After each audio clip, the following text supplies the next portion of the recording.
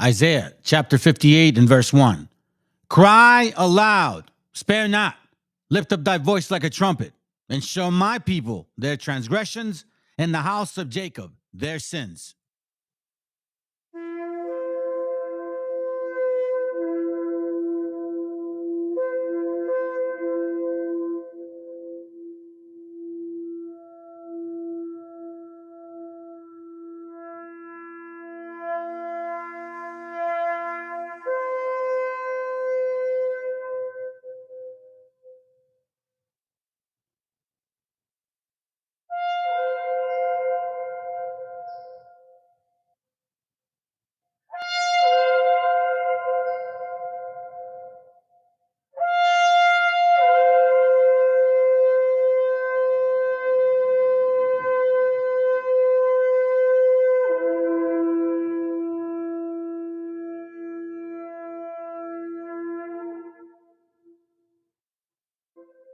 Copyright disclaimer. This content does not belong to Bible Chronicles or claim this intellectual property. The content provided today has and always will belong to the content owner. Bible Chronicles does not have any affiliation with the owner of this property. As mentioned, Bible Chronicles does not intend to make use of any material for the purpose of harvesting gain. However, Title 17 of United States copyright law states material and use can only be done when it's for theological or general educational purposes, and thus Bible Chronicles believes that this principal material falls under fair use, which honors protection under Section 107 of the same U.S. copyright law. Leve Palestina och krossa sionismen. Leve Palestina och krossa sionismen. Leve, leve, leve Palestina. Leve, leve, leve Palestina. Leve Palestina och krossa sionismen. Leve Palestina och krossa sionismen. Och vi har odlat jorden. Och vi har odlat jorden. Och vi har skördat vetet. Och vi har skördat vetet. Vi har plockat citronerna. Och vi har plockat citronerna. Och pressat oliverna. Och pressat oliverna. Och hela världen känner till vår jord.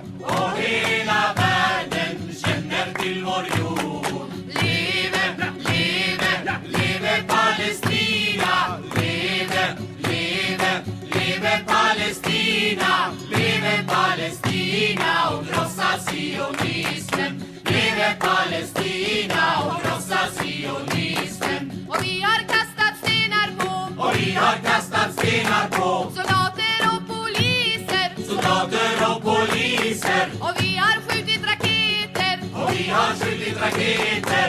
Mot våra fiender. Mot våra fiender. Och hela världen känner till vår kamp. Och hela världen känner till vår kamp. Leve, leve, leve Palestina. Leve, leve, leve Palestina. Leve Palestina och krossa sionismen.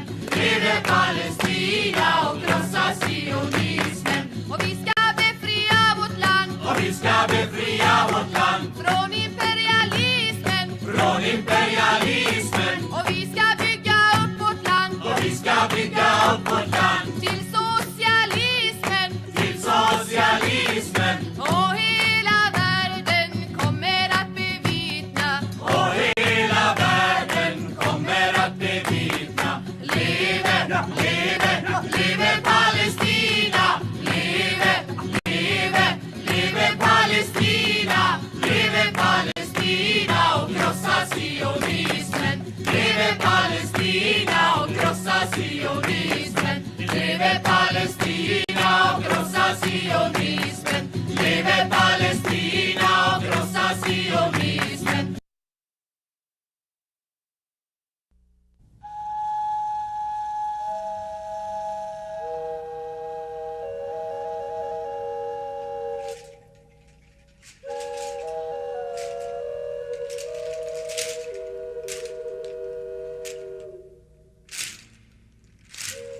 Del mar los vieron llegar, mis hermanos emplumados eran los hombres barbados. de la profecía esperada. Se oyó la voz del monarca de que el Dios había llegado y les abrimos la puerta por temor a lo ignorado. Iban montados en bestias como demonios del mal, iban con fuego en las manos y cubiertos de metal. Solo el valor de unos cuantos les opuso resistencia, y al mirar correr la sangre se llenaron de vergüenza, porque los dioses ni comen ni gozan con lo robado. Y cuando nos dimos cuenta, ya todo estaba acabado, y en ese error entregamos la grandeza del pasado, y en ese error nos quedamos 300 años esclavos.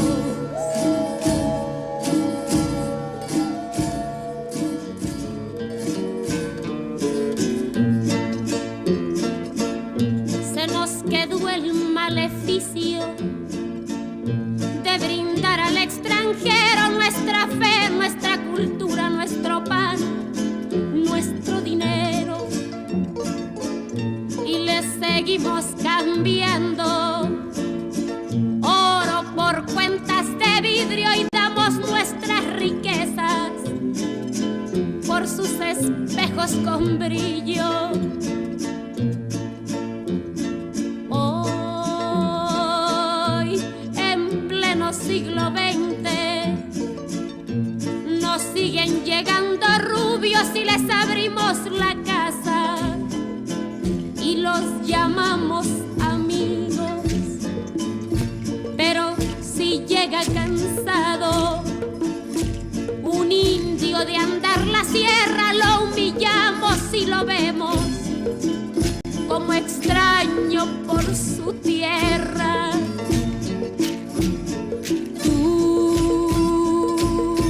Hipócrita que te muestras humilde ante el extranjero, pero te vuelves soberbio con tus hermanos del pueblo.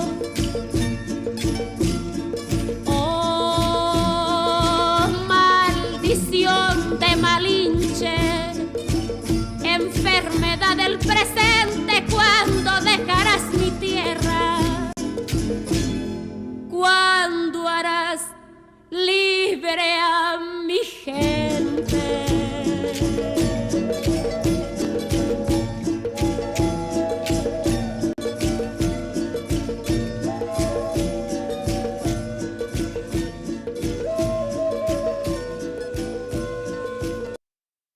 El autor viene a decirnos con mucha firmeza y gran convencimiento lo mismo que nos decía en el siglo XVIII el barón de Holbach, ¿no? Un filósofo francés de origen alemán.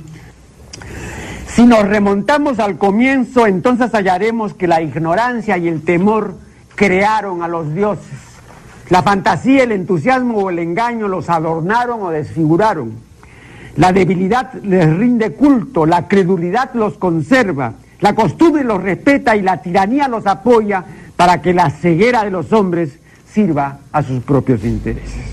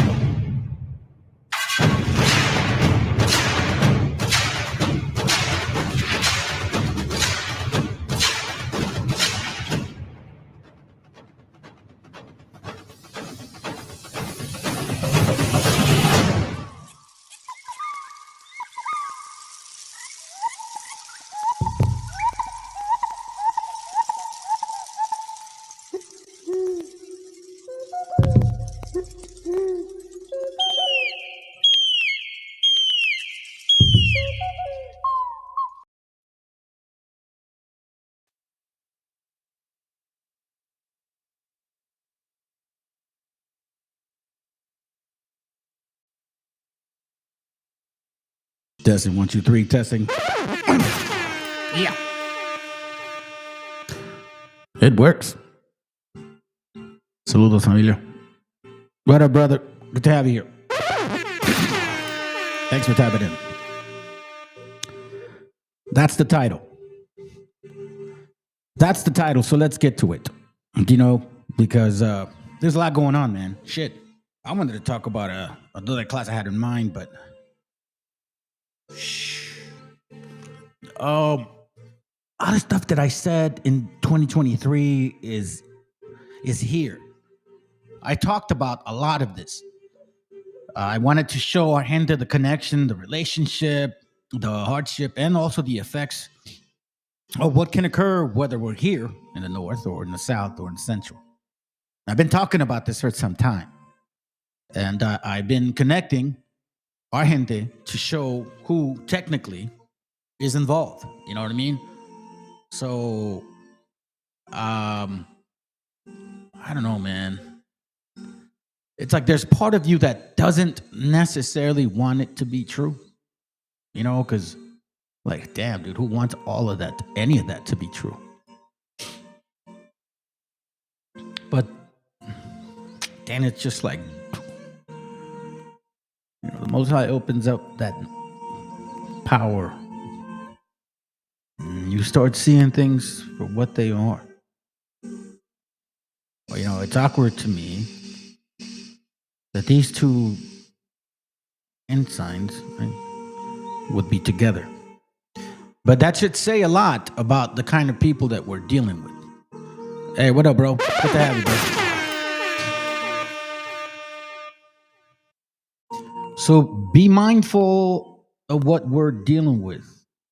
This is Zionism. Whether you look at this or you look at this, right? And you should not be tricked. These people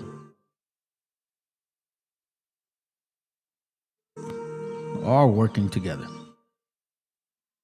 Anyway, so I want to point that out first. Okay? So we'll understand that we're dealing with Nazi Zionists who claim to be the chosen people of the God, but don't actually believe the Bible because, you know, they pick and choose certain holidays, or they invent like this interpretation and call it Talmudic Kabbalah teaching. You know what I mean? So go figure. But they're the chodes. You know, you can do all these holidays that the Bible's telling you not to do, but you're chosen. You can create additional books to give people supposedly more and explanations, but they're the chosen.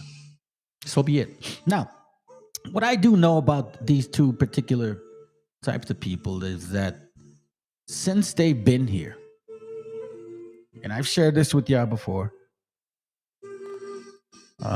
they targeted the way that we handled ourselves.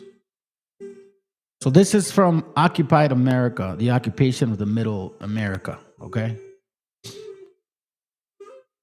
It talks about women in colonial America. It talks about the changing of roles of women, right? And what the Spaniards did to change that system that we were always under. For example, institutionalizing inequality. So make sure that you understand, fam, that the way that we are regarding taking care of our parents or our children does come from a generational spirit of ours, okay? It says, before the arrival of the Spaniards, women generally married when they were about 20 years old of age. Now, do you understand that? That's biblical as well. That women would get married around 20 years old of age. In another change that took place after the arrival of the Spaniards, however, church friars, fucking pedals, encouraged females to marry at 12 and 14. Yeah, that's Christianity for you. And this is why I say, bro, like, Y'all are disgusting. You guys are the savages. You brought savagery to our continent with some fucking dumb Christian concept understanding. So perverted that you would emphasize the marriage of a 12 to 14-year-old. No wonder this video says a lot. Now, I'm going to share it in a small view because, I think this is from some other channel. I forget that person's channel. I don't know what is it called? Underbelly or some shit. But listen to this. Remember, keep in mind that it says that they encourage our daughters to marry from 12 to 14. Obviously, not too far from the times that y'all were stealing the children, the 9-year-olds, and raping them and shit. You know what I'm saying? So this should not be uncommon, fam. Decides that he trusts me enough to say, Bishop, This is not my. he decides that he trusts me enough to say, Bishop, I molested my kid. And I'm like, talk to me about it. What happened? What is happening? Get it out. Just get it all out now. Like, you've already uncorked it, just get it all out. And so for about 10, 15 minutes, he talked to me about all these times that he's molested his kid from 6 months old. I'm trying not to cry. Like, I know this family. And so I open up the handbook, which is like the church instruction. What do you do in these different scenarios? And you go under abuse, and it says, call this abuse hotline. I'm like, this nice, good old Christmas Christian felt he needed to repent, told the pastor, probably a Calvinist church, seems like it. Pastor, I have something to share with you. Yada, yada, yada, my child. It's like, what? This is a man that's known them a long time, this so-called pastor. So he says he takes out a booklet, how to deal with molestation. You mean you have like an actual Excel platform, pamphlet? Like, kind of like, for example, let's say, I'll give you this one, family. Let's say, for example, you have a disease, right? And us that have a particular type of field, let's say if we look for what medicine do you take for that disease? There's like a table that we follow. So I'll click on, let's say, I don't know, diabetes. Bam, clicks on, it says metformin, right? So that's like, no, okay, that's how you deal with it. These motherfuckers are like, yo, how do you deal with molestation? What the hell? You got that in the instructions, bro? Like, great, good. Like, there's going to be a therapist on the other side to help me understand what I should do here. Well, when you call that number, it goes to the church's law firm, Curtin McConkie.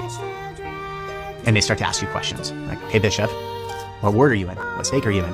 What's the situation? I tell them the situation. And they go, oh, okay, you're in California, you're in this county, you're okay. Now you're thinking, what do you mean you're okay? Like, you're okay to help him? You're okay to what?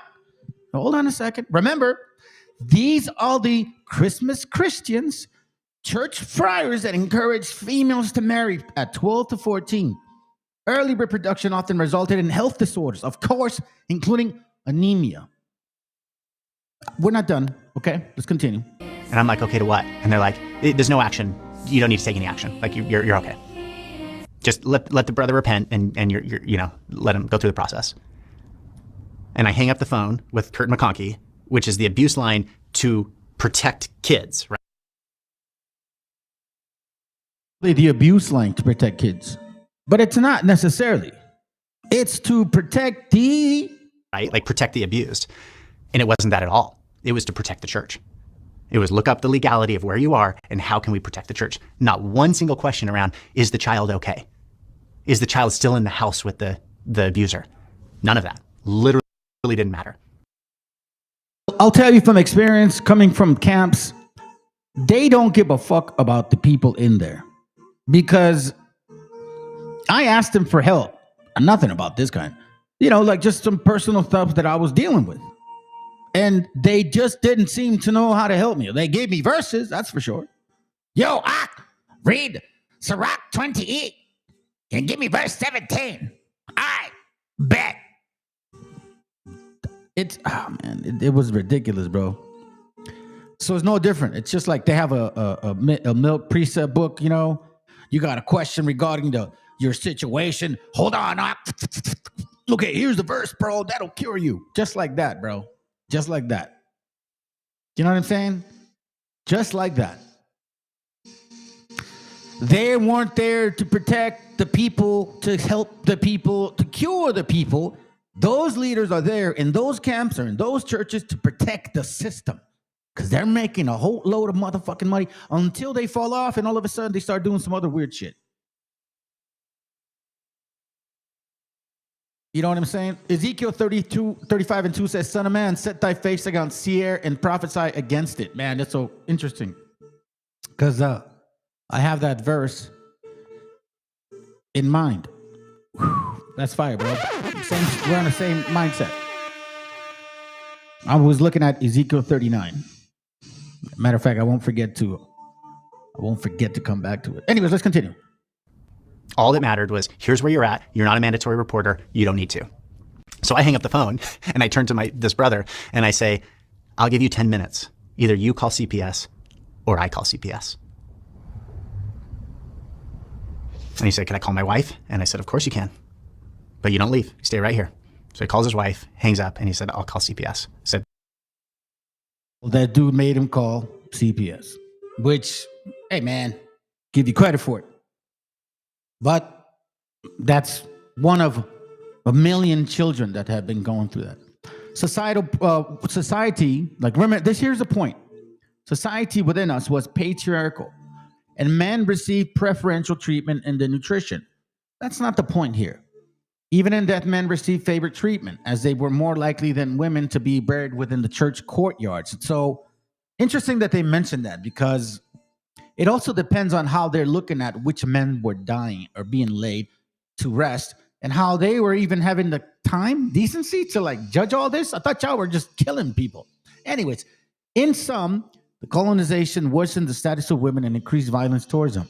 Here's my real important emphasis. So not only do they attack the structure of how to start a family, the family structure also changed during the colonial period. For a time, the native nobility kept much of their prestige, meaning we went to our elders for advice. And any enterprise you wanted to get involved in, you'd go to your elderly people.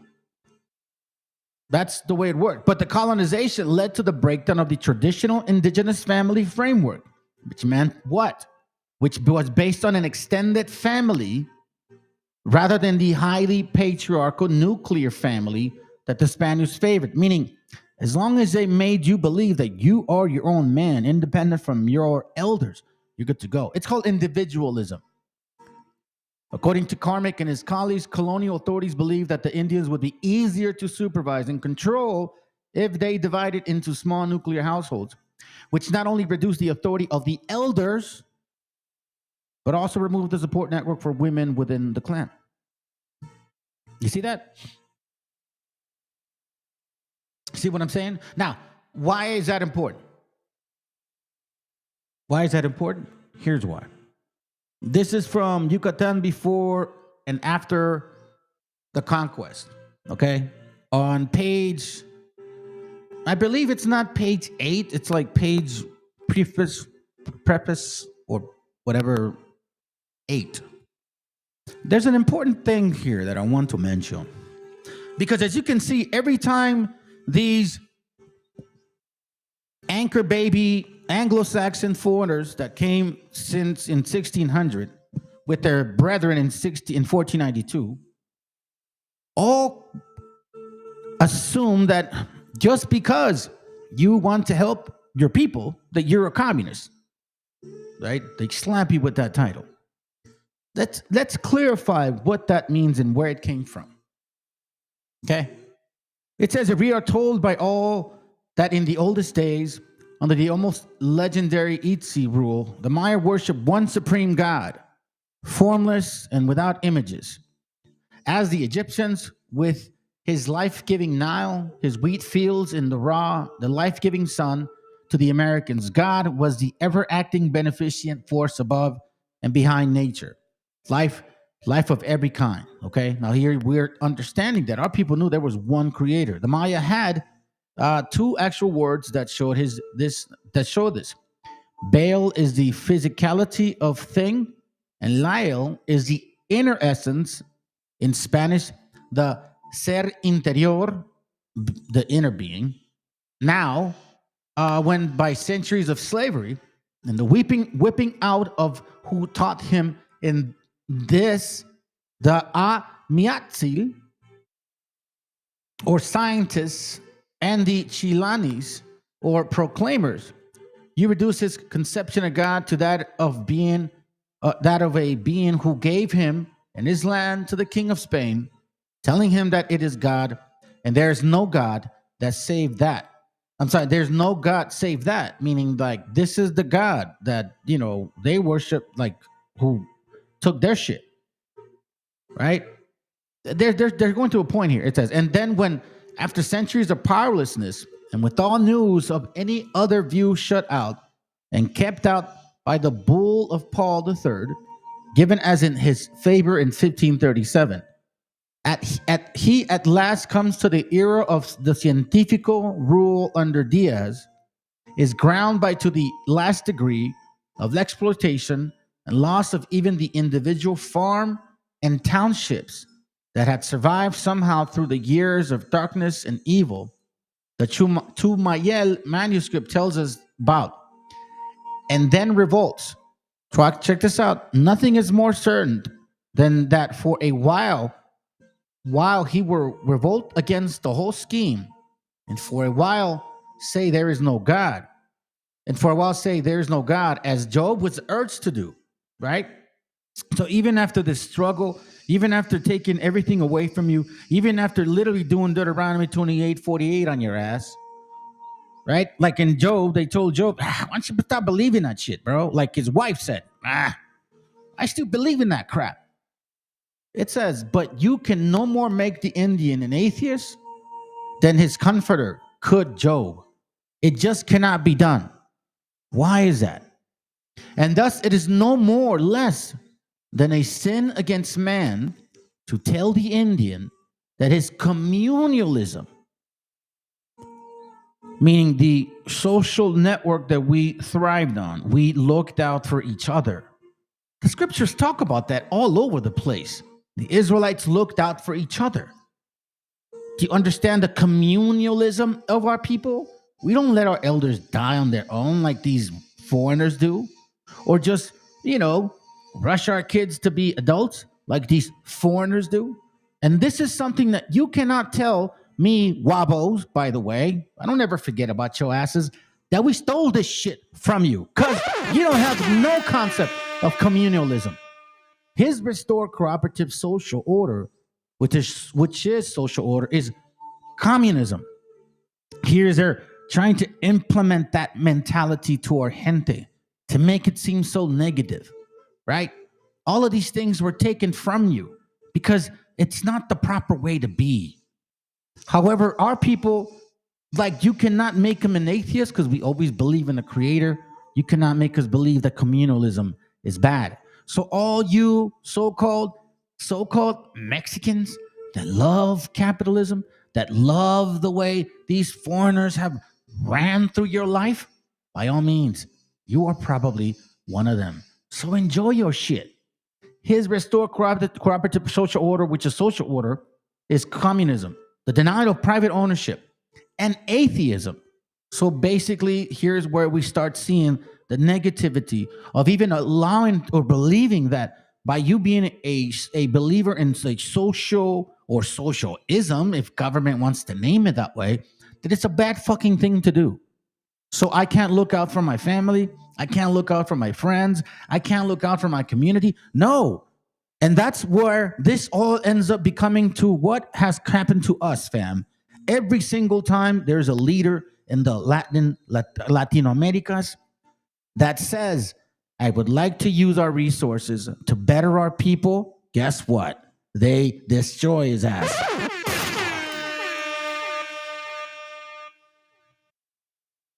That's what it is. They prefer, right? The two concepts have no relations except through a false syllogism of universality and exclusivism to support the divine right claim. So by calling us these names, reminding us that God ain't really real. That's why they have atheists around you. So they confuse you with Christianity. That shit doesn't make sense. And then there's atheism or these other so-called fucking beliefs. You get what I'm saying? Hold on, let me slow down a bit because I know you brothers are posting some scripture. So let me go back here real quick. Proverbs 26:28 says, "A lying tongue hateth those that are afflicted by it, and a flattering mouth worketh ruins." Yes, sir. Obadiah 1:15 it says, "For the day of the Lord is near upon all the heathen, as thou hast done, it shall be done unto thee. Thy reward shall return upon thy own head. For as we have drunk upon the holy mountain, so shall all the heathen drink continually." Like that drink is basically the punishment. I'll say it like that. You know what I'm saying? Just like in Ezra, it talks about drank that understanding, right? So now you're like, okay, all right, sounds good. You want that drink? Okay, here it goes. Make sure you fucking drink that shit fast. Ye shall drink it, and ye shall swallow down, and they shall be as though they had not been. Which one is this book? It's Yucatan before the conquest. Yucatan before and after the conquest. Yucatan before and after the conquest. Then it says, Obadiah 1:17, "But upon the Mount of Zion shall be deliverance, and there shall be by holiness." Now, we're not talking about the Zionist converts that have been infiltrating this for quite some time, that knew who you were when they showed up, that use other people like Wobbleism to claim that you're not even those people. These are where you consider those fiery arrows, bro, just like shooting at you and shit, like fiery arrow. I think it's in Isaiah maybe or Ezekiel, firing arrows. I can't remember. Somebody got it, man. Shoot, I would love that. "But upon the Mount of Zion shall be deliverance, and there shall be holiness, and the house of Jacob shall possess their possessions.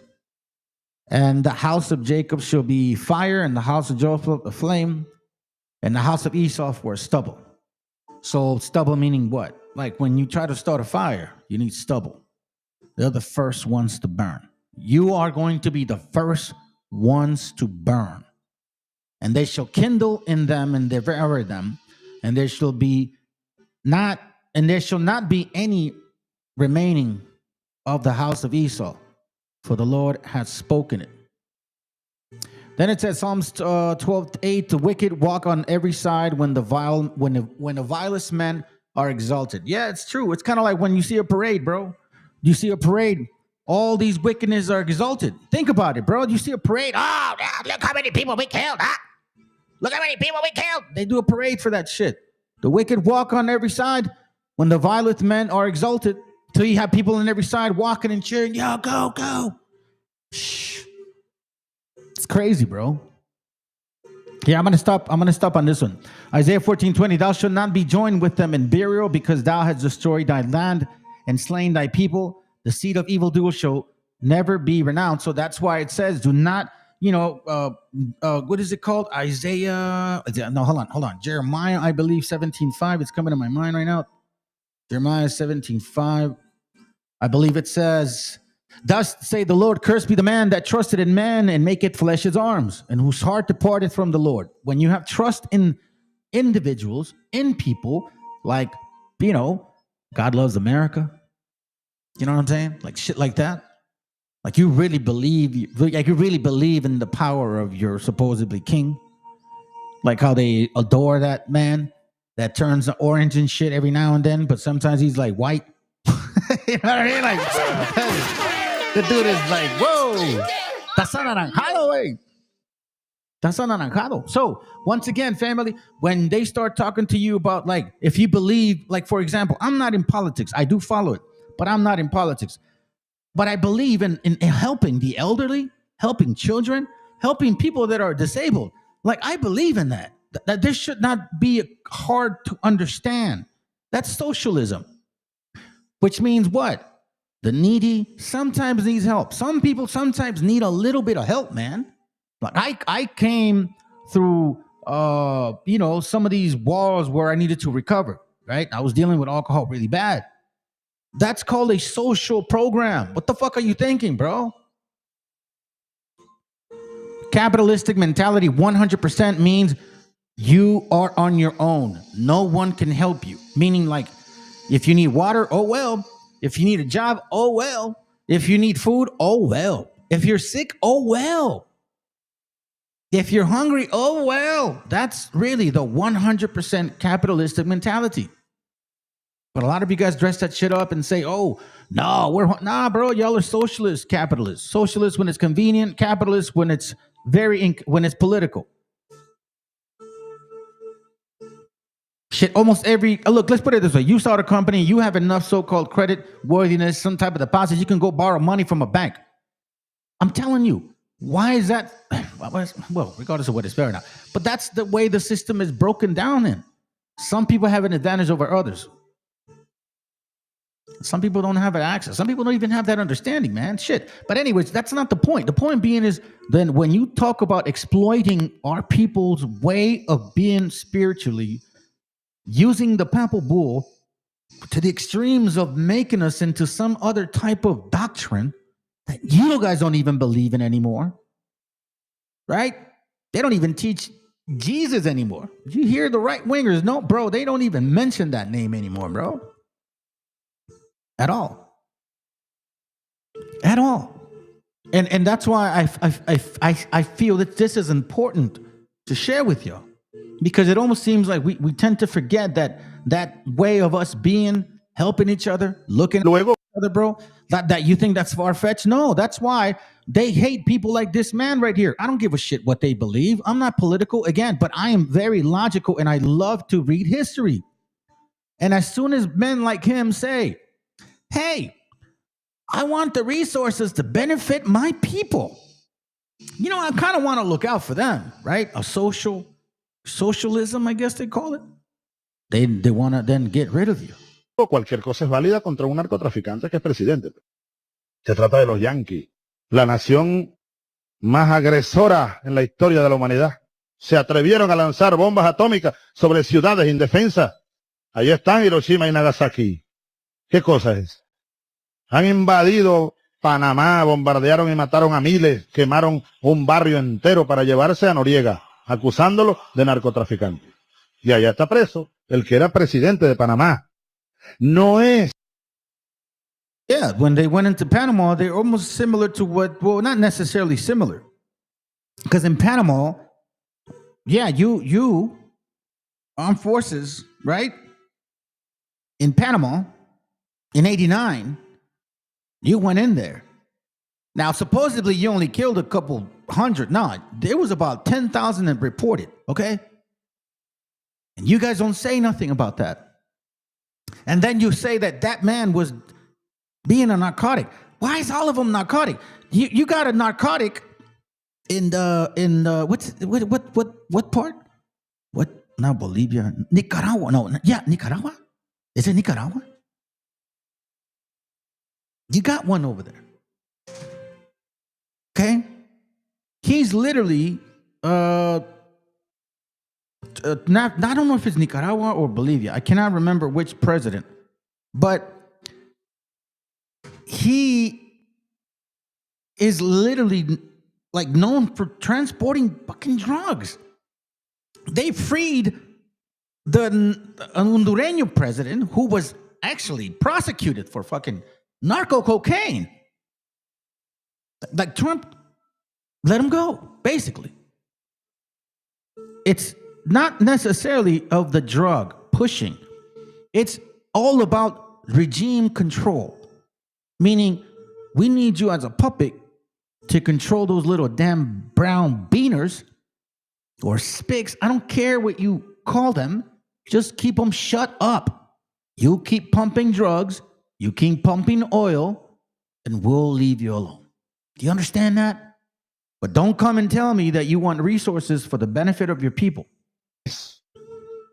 Yo tengo varios alertas que me llegan, incluso desde algunos espacios que no son realmente aliados, sino gente seria, preocupada, de la operación que está en marcha diseñada en el Pentágono para señalarme a mí.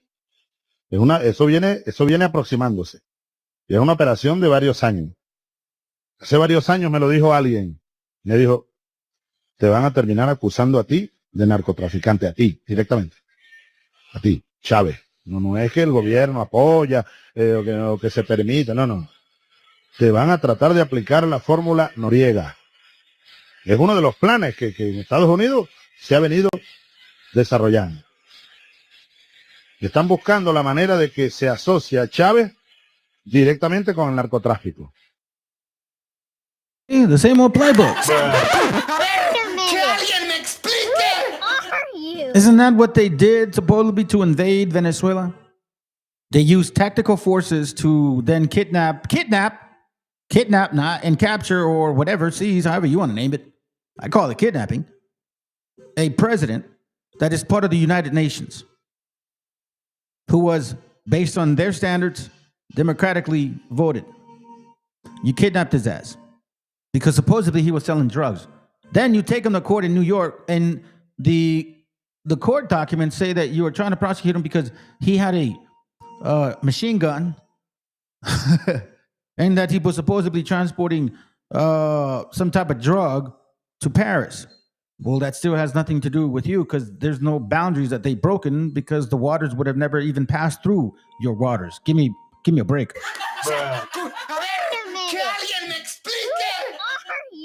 Y luego cualquier cosa es válida contra un narcotraficante que es presidente. Un viaje a cualquier país del mundo y llegó un comando y se lo llevó. No, se trata de Estados Unidos, no. Invadieron Irak con la excusa de que había armas de destrucción masiva. No las hay, no las hubo. Pero igual ahorcaron al presidente sin juicio ni nada. And that's true. It makes perfect sense because guess what? Like the brother just posted now, Proverbs 29:12. If the ruler hearken to lies, all his servants are wicked. That's exactly what you find here in this particular environment that we live in this government structure that we call United States of America. Because in case you don't know, this country, the acronyms that you have in GOD, we trust, that's not true. That's actually what that stands for. I believe it stands for gold, oil, and drugs.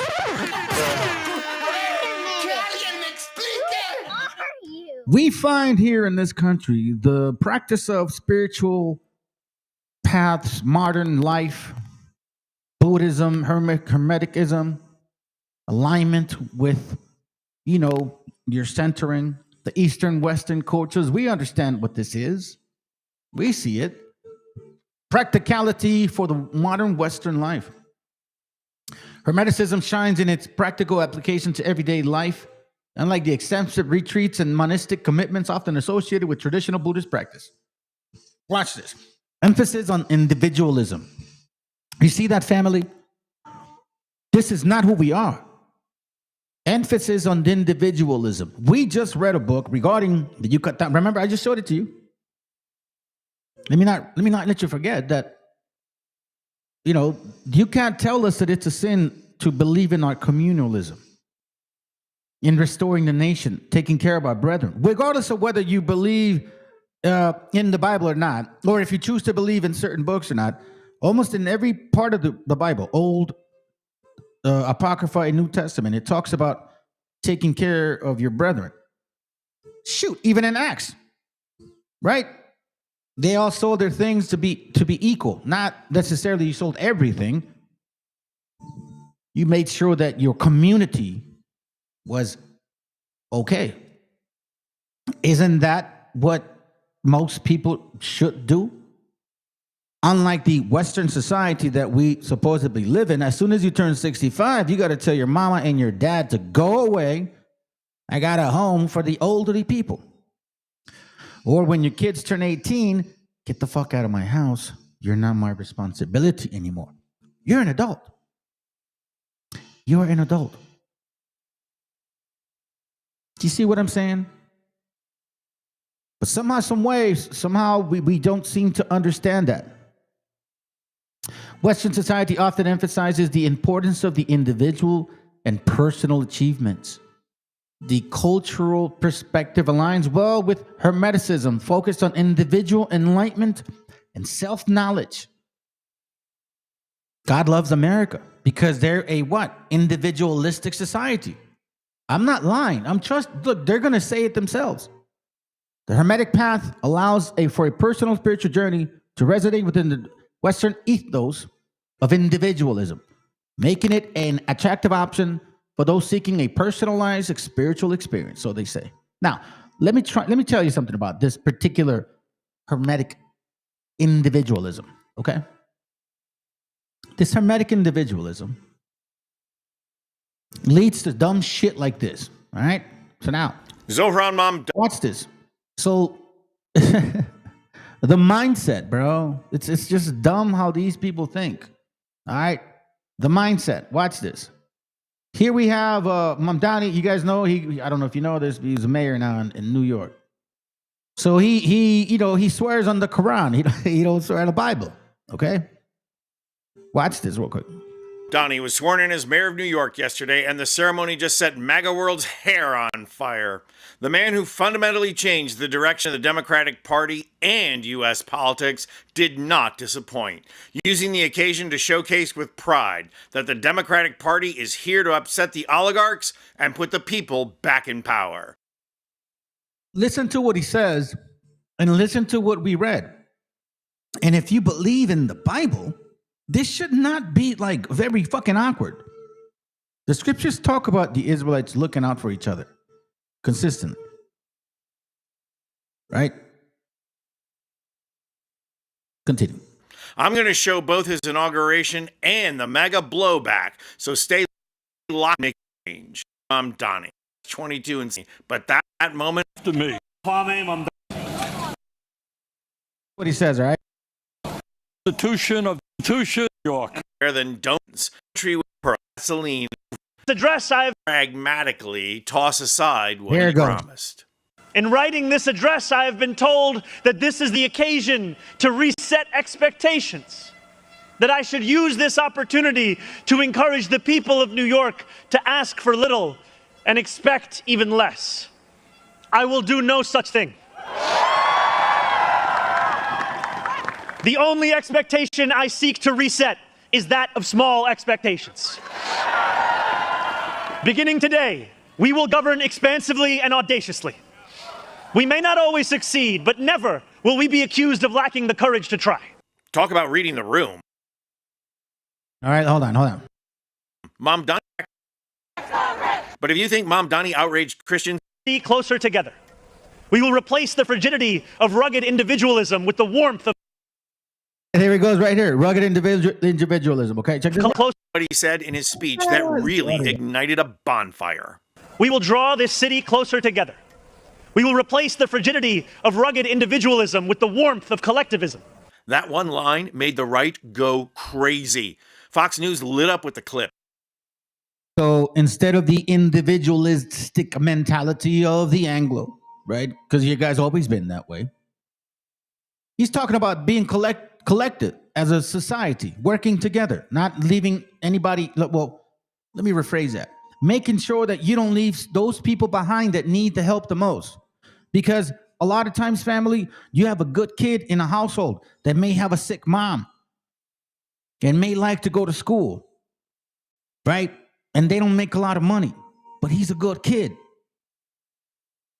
Sometimes those things don't work out. And next you know, he has to go to work, things happen, meets friends, yada, yada, yada. You know how that is. How many people have we seen go down that road? Good kids in not necessarily bad homes, just in situational things. Hold on, but you know, that's not the point. Listen. And played it for all to see. Former GOP congressman and now self-proclaimed freedom fighter Joe Walsh posted this. No. So then, Esau. Then again, hey, listen. Who is the most? And this is in their nature. Esau is an individualistic bastard. What did he do? He went to hunt. What did he do? Did he ever like work with Jacob? No, bro. Since the beginning, you've been an individualistic bastard. Your parents told you not to fuck around with Canaan, and that's the first thing you did. Watch this. It says, no, this country is founded upon rugged individualism, individual freedom. Rugged? What the fuck are you talking about, bro? Half of you guys are even drinking latte and shit nowadays. Nothing should or will replace individualism. What did I just read to you? What link did I just say? Where is that coming from? Hermeticism, right? This is actually Buddhism. This is Kabbalah. Straight up Talmudic shit. But hey, you don't even know what you're believing in. Oh, you're a Christmas Christian. That's right. Not there. No MAGA authoritism in America. No, and no leftist collectivism in America. Wait. But right collectivism would have worked out? Yes, all of us should help those less fortunate, but hell no to... Oh, this is a country founded upon rugged individualism, individual freedom. Nothing should or will revisit this fast enough. Much of America, and especially Nebraska, let him read it. Nebraska remains and will forever be a place where rugged individualism and freedom are prized, and hard work and self-reliance are rewarded. God. And freedom. Yeah, you see the hypocrisy of fucking Cracker Barrels, bro? The hypocrisy of Cracker Barrel. I'm going to say it like that. Because you just said right now, as America's once greatest city falls under socialist leadership, it bears repeating that much of America, and especially Nebraska, and remains will forever be a place where rugged individualism and freedom of pride and hard work and self-reliance are rewarded. Oh, don't you say that shit. Hold on a second. Fuck that puto. Fuck that puto. You know what? That's the most hypocritical thing that I have fucking seen all this week. Because all I've been hearing is you dirty bastards that that you invaded Venezuela for the fucking oil to benefit your country, to benefit your corporations, to benefit you and maybe them. That's not rugged individualism or freedom or hard fucking work. That's called thievery. That's gonna hurt. There's apps, dude. This is why I cannot believe it, bro. Like, you talk about y'all having IQs of like 100 and shit. Whatever, man. Most of the people that I've met around my sibling areas, or at least my circle, seriously, my circle, y'all ain't even hitting 105, bro.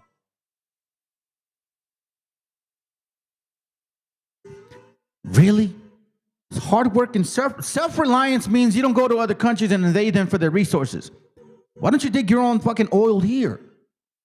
Like, I don't understand this. Okay, but let's continue. Are prized, and hard work and self-reliance are rewarded. Yeah, nowhere else but Nebraska, Jim. Nowhere else. And then he ended his post with a pitch for people to move to Nebraska. Yeah, I'm sure New Yorkers will go flocking, Jim, especially if you promise 40 acres and a horse. But the thing that really outrages all these defenders of rugged individualism is that they just got out-Christianed by a Muslim. That's probably true, man. Hey, what up, Guaracuya? I don't know if I show what's up, bro. Oh, my bad. Hold on a second. Hold on. Let me let it play because I don't like... Good to have you, bro. Good to have you, brother. All will be revealed. Yeah, man, that's good. Shalom. Meshikayot. I think I said your name right. Meshikayot. Sorry if I messed it up. It says they're proud, really huge wubos. Well, really huge wearables now that they got weapons to delete people from miles away. Now, you know, it's so funny. This guy was making a great point. When they have an isolated, let's say, tactical operation, they practice that over and over and over and over and over and over and over. You know what I mean? Like they didn't just show up there and fucking figure it out in one fucking night. They really studied that. They looked at the platform, they looked at the building structure, they looked at the roads, and they repracticed that, rehearsed it over and over and over and over. And that's why they have these tactical, like elite whatever, right? The reality is, family, that there's a very few amount of those people. So they're not going to go attack Venezuela. I don't think they are. Nor do I believe they're going to attack Mexico. Because, again, they don't have the power as an army. Maybe in like isolated situations that they have to study and repeat over and over and over. This is something that they say themselves. You know what I mean? Hold on a second. What'd you say? What up with that Ishmaelite? Which one? Oh, nah. Nah, I was showing the example. You came in late. But anyway, so let me move on. Because guess what? I want you to understand that this thing here that they're telling you, this is nothing new under the sun, man. On February 9th, 1950, Senator Joseph McCarthy claimed without evidence that communists had infiltrated the U.S. State Department. This assertion triggered a highly controversial series of anti-communist investigations, known as McCarthyism. These investigations sought to uncover alleged communist influence in the U.S. government and other institutions. This led to widespread fear, political repression, and damaged reputations. The impacts of McCarthyism rippled through society, affecting countless lives and instilling a culture of suspicion. Public rallies emerged as citizens took sides in the heated debate over national security and civil liberties. As tensions escalated, many lives were irrevocably changed by the relentless pursuit of supposed subversives. The tactics used during these hearings raised profound questions about justice and individual rights in the face of national security concerns. The same situation as like what happened with that young lady that got shot. Listen, man, she's from another nation. I understand that, but dude, I still feel bad for her. That lady didn't have to get shot, bro. She didn't have to get shot in the face like that. There's other ways to die. That's not a way to die. You know? McCarthyism is where they turn it around and say, hey, no. She is a leftist, communist, terrorist. She infiltrated the government. That's the leftist problem. That's where they talk about propaganda. McCarthyism refers to the 20th century practice of making aggression, often baseless accusations of disloyalty, subversion, or communism, most famously by Senator Joseph McCarthy. It's the same thing. Like, for example, if you're trying to say, hey, man, you guys are like, that's not right. You shouldn't be deporting people that way. What the fuck's wrong with y'all? You shouldn't do that. That's wrong. That's called fascism. Right? No, they say, nope. You are not on our side. So, see, I'm going to say this to y'all, fam. Fascism, quite frankly, is nothing more and nothing less but when corporate interest and the government get together under a Christian ideology.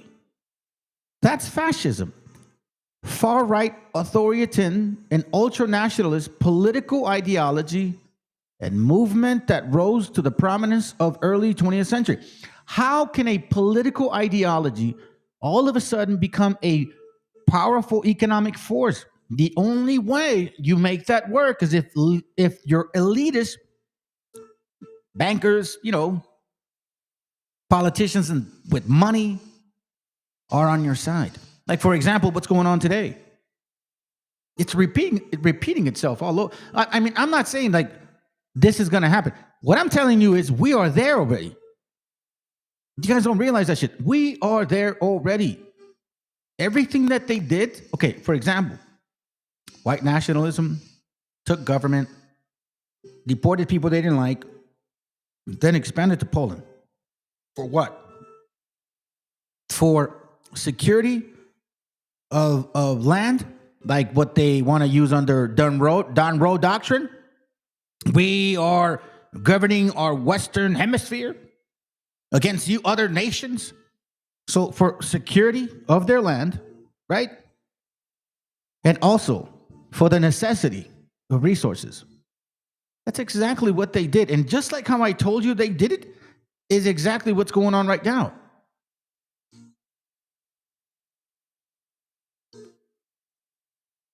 I don't believe that they're going to go into these countries. But a lot of people believe they weren't going to do that either. you understand what I'm saying? So when you look at the setup, the notion that we're just inferior people because we believe in communalism, that we believe and care for the interests of our people, which is why you hear the history in our caciques, lots of them died for the interests of their people. But also some of them didn't give a shit of the interests of our people. In case you're not aware of, this is what we talk about being in a fucking horrible situation, man. I never want to ever see any of my brethren being in, at least, I mean, we're already going through it. I don't even want to say that. Man, it's just hard. It's just bad, bro. On my way, okay? All right. What do we do? What do we do? What do we do? I'm so scared. James, come downstairs. Yeah, welcome to America, where we have masked thugs roaming the streets, harassing anyone and everyone, regardless of if you're a citizen or not. My house, and I don't know what to do because I don't know. They have no warrant. They have no warrant. They said that they were going to get one. I don't know what to do. Yeah, I don't think any of us would know what to do. This woman is on the phone with the police, begging them to help, and the dispatcher's advice is to hand over the stranger, because if not, ICE will just bust down their door and then arrest the couple along DoorDash and somebody ran in our house. So now we don't know what to do.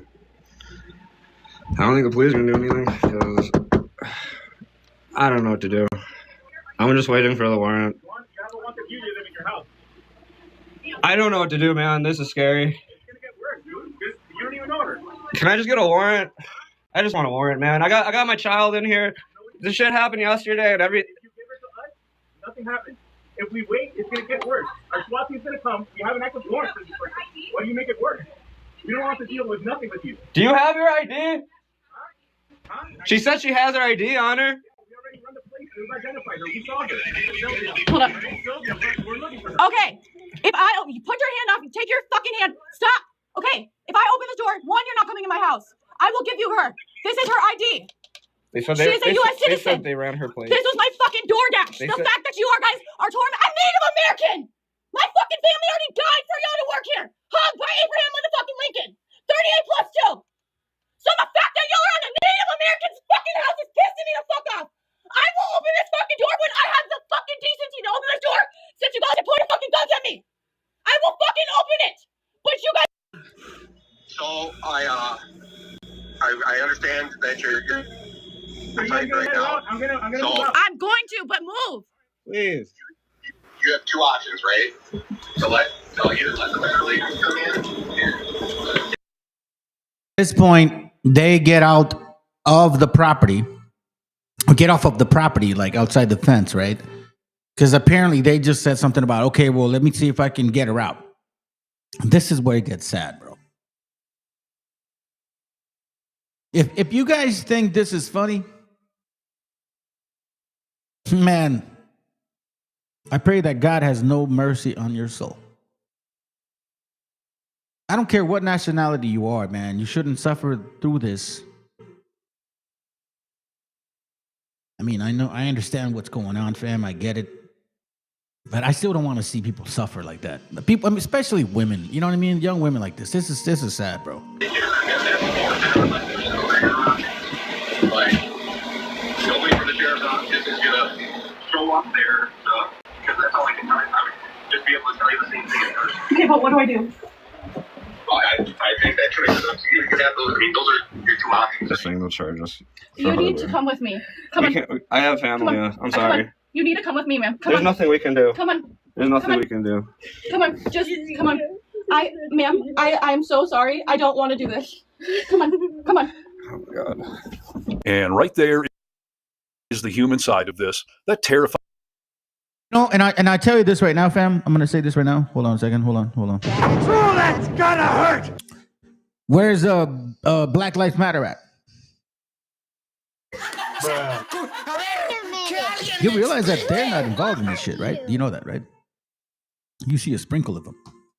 FBI will say, "Oh, it's not our black business." It should be, because that's the way they work.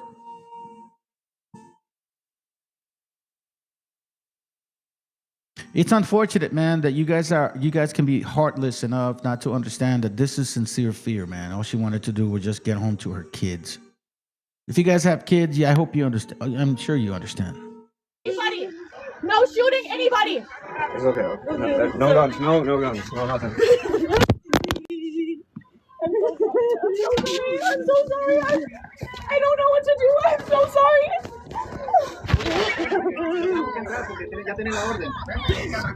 I have TikTok followers. I have this going on my TikTok. I have 11,000 followers. I will let everybody. What is your name? What is your name? What is your name? Ezekiel. Let me see. What's your name? Okay, ma'am. The police said I have to let you go. Ma'am. I don't know what to do. No, they won't hurt you. They won't hurt you. Yeah, now he says they won't hurt you, but he knows damn well that may not be the reality. So they try. Yeah, that's the worst, bro. Didn't American Cholo vote for this motherfucker? Hey, American Cholo, you happy to see this shit? I hope they're deporting all your Hondureño little brothers and sisters. Please let me know that you are calling ICE on your own gente, American Cholo. Please let me know that you are calling ICE on all your Hondureño motherfucking friends, brothers and sisters, uncles and grandmas. Since you're so pro-Trump, get rid of the brownies. Their best to de-escalate the situation, which is what law enforcement could have shown up and done. But no, this couple is on their own. Just give her some time. Just give her some fucking time. Y'all just shot someone in Minnesota. I ordered DoorDash. My fucking DoorDash. I don't understand how you can be door dashing all fucking day and still have the time to be a criminal. I mean, if you're a criminal, then you shouldn't even be door dashing because that shit don't pay. Oh, that's gonna hurt. Trust me, I tried that shit. Fuck that.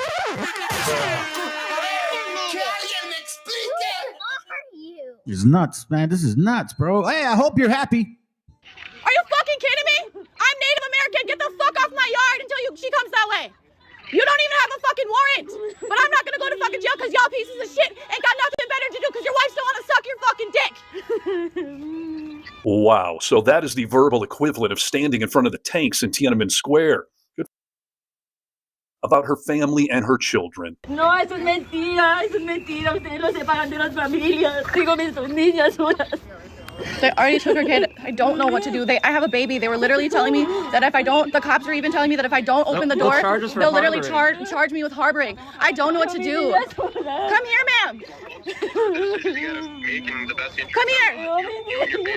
I ordered DoorDash. This lady ran into my house. They don't have a warrant, but they told me I was going to be charged with harboring. They were going to break down my door. They were going to break down my door. And as the crowd grows bigger, this brave woman starts to process the reality of what's been happening in our country this week.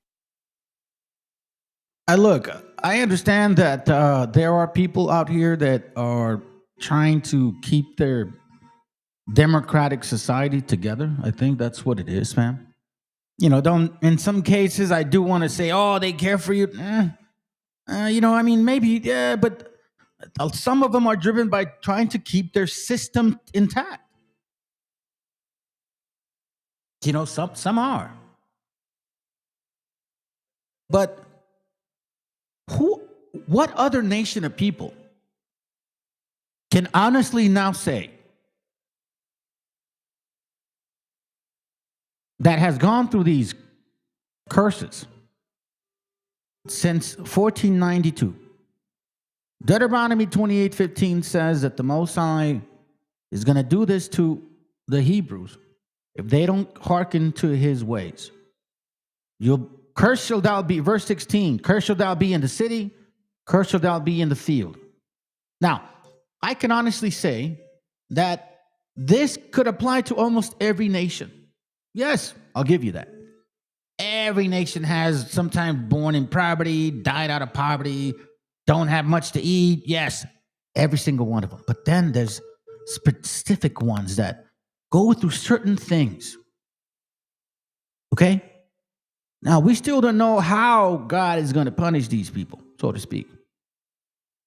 The Lord shall send upon thee cursing, vexation, and rebuke in all that thou settest thine hand on for you to do. Now, keep in mind what this means, okay? And I'll make it simple for y'all. Verse 20 says this, okay? If you do evil and reject the Lord, he will bring you disaster, confusion, and trouble in everything you do until you are quickly and completely destroyed. I'll give you one example.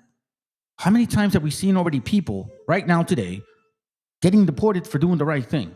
You know, like, for example, going to their appointment, right? They're getting deported just because of the way they look. They come out of the meeting or the case, and the guys are, the ICE is out there in the courtyards waiting for them to get deported. So are we not talking about disaster, confusion, and trouble in everything you do? I don't understand. Like, I'm confused. I did this right.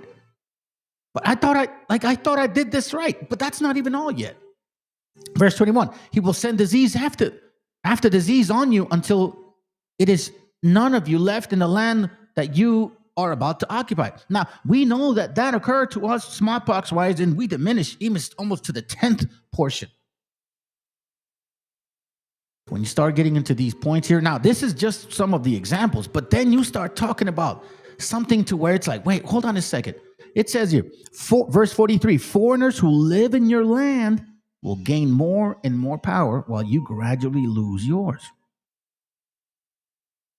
Are they from here? No, y'all came from Europe.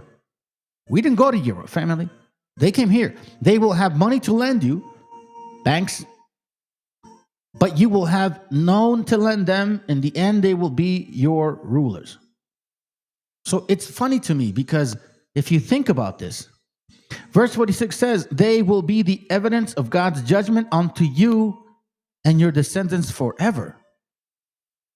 Who? Verse 48, the Lord will bring a nation against thee from the end of the earth, a nation whose language you do not know. They will swoop down on you like an eagle. You don't know their language. They come from afar with the sign of an eagle. And they're going to take a lot of your shit.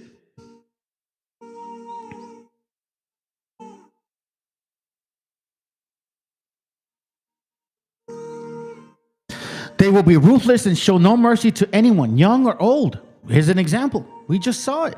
Look, the ladies, man, listen, dude, she's crying. She's scared, bro. They already took her kid. I don't know what to do. I have a baby. They were literally telling me that if I don't, the cops were even telling me that if I don't open the door, they'll literally charge me with harboring. I don't know what to do. Come here, ma'am. Come here. Hey, BHI, IUIC, ISUPK, GMS, where do you fit in on this? How come they ain't coming after y'all? As a matter of fact, you guys are signing up to some of these operations. Don't lie. We've been living them since they've been here, bro. That's the thing. So let's finish it off. Judge papers. I want a signed paper. You don't come near my house because you're the one that had your hand on the gun the whole time. I have it all on video. I have 11,000 TikTokers right now. 11,000 TikTok followers that I have. 11,000 followers I have on fucking TikTok. You guys aren't wanted here. Get the fuck off my yard until you have a judge's signature. Off my property.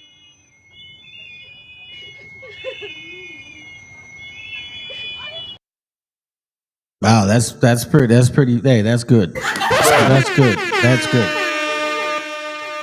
How far a little yelling goes. However, family, I want to share this with y'all. There's nothing new under the sun. Honestly, there's nothing new under the sun, family. Ecclesiastes 3:15 reads, whatever happens or can happen has already happened before. Listen to that. Let's slow down for a minute. Whatever happens or can happen has already happened before. God makes the same thing happen again and again. Now you're going to sit here and be like, what do you mean? Right? What do you mean? Even if you don't believe in the Bible, you cannot deny that the folklore of our people, our indigenous gente here, has an understanding about cycles, that our lives go in cycles, that this is not our first rodeo. A lot of you that believe you're indigenous, you should know that that's some of our indigenous, understandings, spirituality.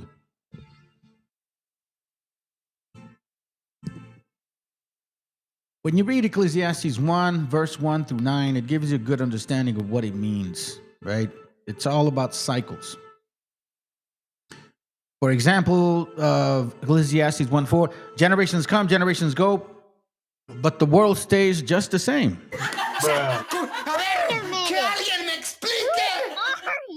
You see, the sun rises and still goes down, going weary back to where it must start all over again. The wind blows south, the wind blows north, found round and round and back again.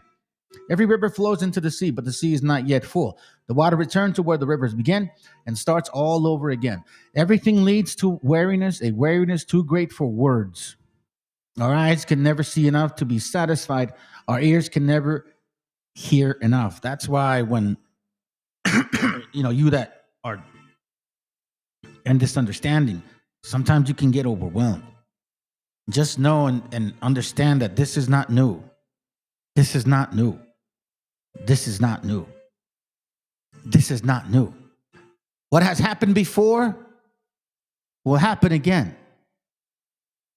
What has been done before will be done again. There's nothing new in the whole world. Do you know what I mean? So whether you believe in the scriptures or not, there is a creator out there.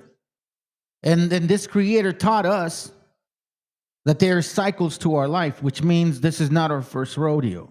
Whether you believe in the Bible or not, you should understand that that's an indigenous truth. I'm not stealing that for nobody. That's a fact. This is from a book called, and I'm going to show you this real quick. There's not going to be a lot in this one. It's called War is a Racket.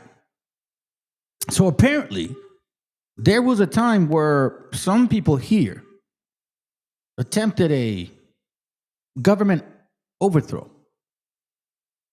Okay? Now, this individual, not that he was at least to us, not at all. To them, yes. So let me read what he was, or at least what he contributed to, before we get into because he, in a sense, from what this book is saying is that he found out about the plot. It says, as a Marine officer, Butler oversaw American foray into China, Nicaragua, Cuba, and Haiti. And this is where he picked up his frequently expressed opinion that he was no more than a bully boy for American corporations. You understand that? As a Marine, he understood that he was just a bully for the American corporations. A racketeer. How do we know? Watch this. On the other hand, Butler also invoked against capitalistic greed. I helped make Mexico, especially Tampico, safe for American oil interests in 1914. I helped make Haiti and Cuba a descent place for the National City Bank boys to collect revenue in. You see, Mr. So-called white man, Mr. White nationalist that sits in your fucking dungeon or in your little room and you push white nationalism and think you're so fucking great. The elitists are what is doing this. And the only reason why you benefit from them is because the elitists stole things that didn't belong to them. So man means that you are contributory to thievery. So that means you're a thief, you fuckface. Talk about, strapping your own boots, right? What was that terminology? We're individuals. Hey, yeah, we work hard. Whatever, shut up. I helped make Haiti and Cuba a decent place for the National City Bank boys to collect revenue in. Stealing other people's resources. I helped in raping of half a dozen Central American republics for the benefit of Wall Street. The record of racketeering is long. I helped purify Nicaragua for the International Banking House of Browns Brothers in 1909 to 1912. I brought light to the Dominican Republic for American sugar interests in 1916. In China, I helped to see to it that the Standard Oil went its way unmolested. Strangely enough, Reader's Digest saw it fit to consider War is a Racket as a book supplement. Interesting, right? So you can see the racketeering. It never has ended. So why wouldn't they do it to themselves? Like, that's what you're like, what? Yes, they would. They don't give a fuck about nobody. That's why I've been telling you people, y'all collateral damage.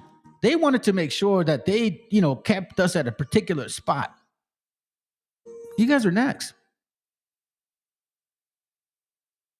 You saw it. They shot you in the fucking face. They don't care about you. But the view that opponents forever saw integrity in Butler, public question, overlooked the New York Times and Time Magazine public lancing when Butler revealed a Wall Street plot to seize the government. Investigated, confirmed, and partially suppressed by the McCormick-Dickstein Congressional Committee that American Legion leaders and well-known men of Wall Street, one a major attorney for J.P. Morgan and Company, had planned the first American fascist dictatorship. We're talking about 1934, family. Now you see here, over here, General Butler Fair's fascist plot to seize the government. It says bond salesmen, as representatives of Wall Street and Singh Group, asked him to lead army of 500,000 in march on Capitol. Those named make angry denials. Dixon gets charged. Yada, yada, yada. Y'all can look up the books. The Plot to Seize the White House or The Plot to Overthrow FDR. Nothing new under the sun, fam. Nothing new under the sun. Right? Now, I'm going to share something with y'all.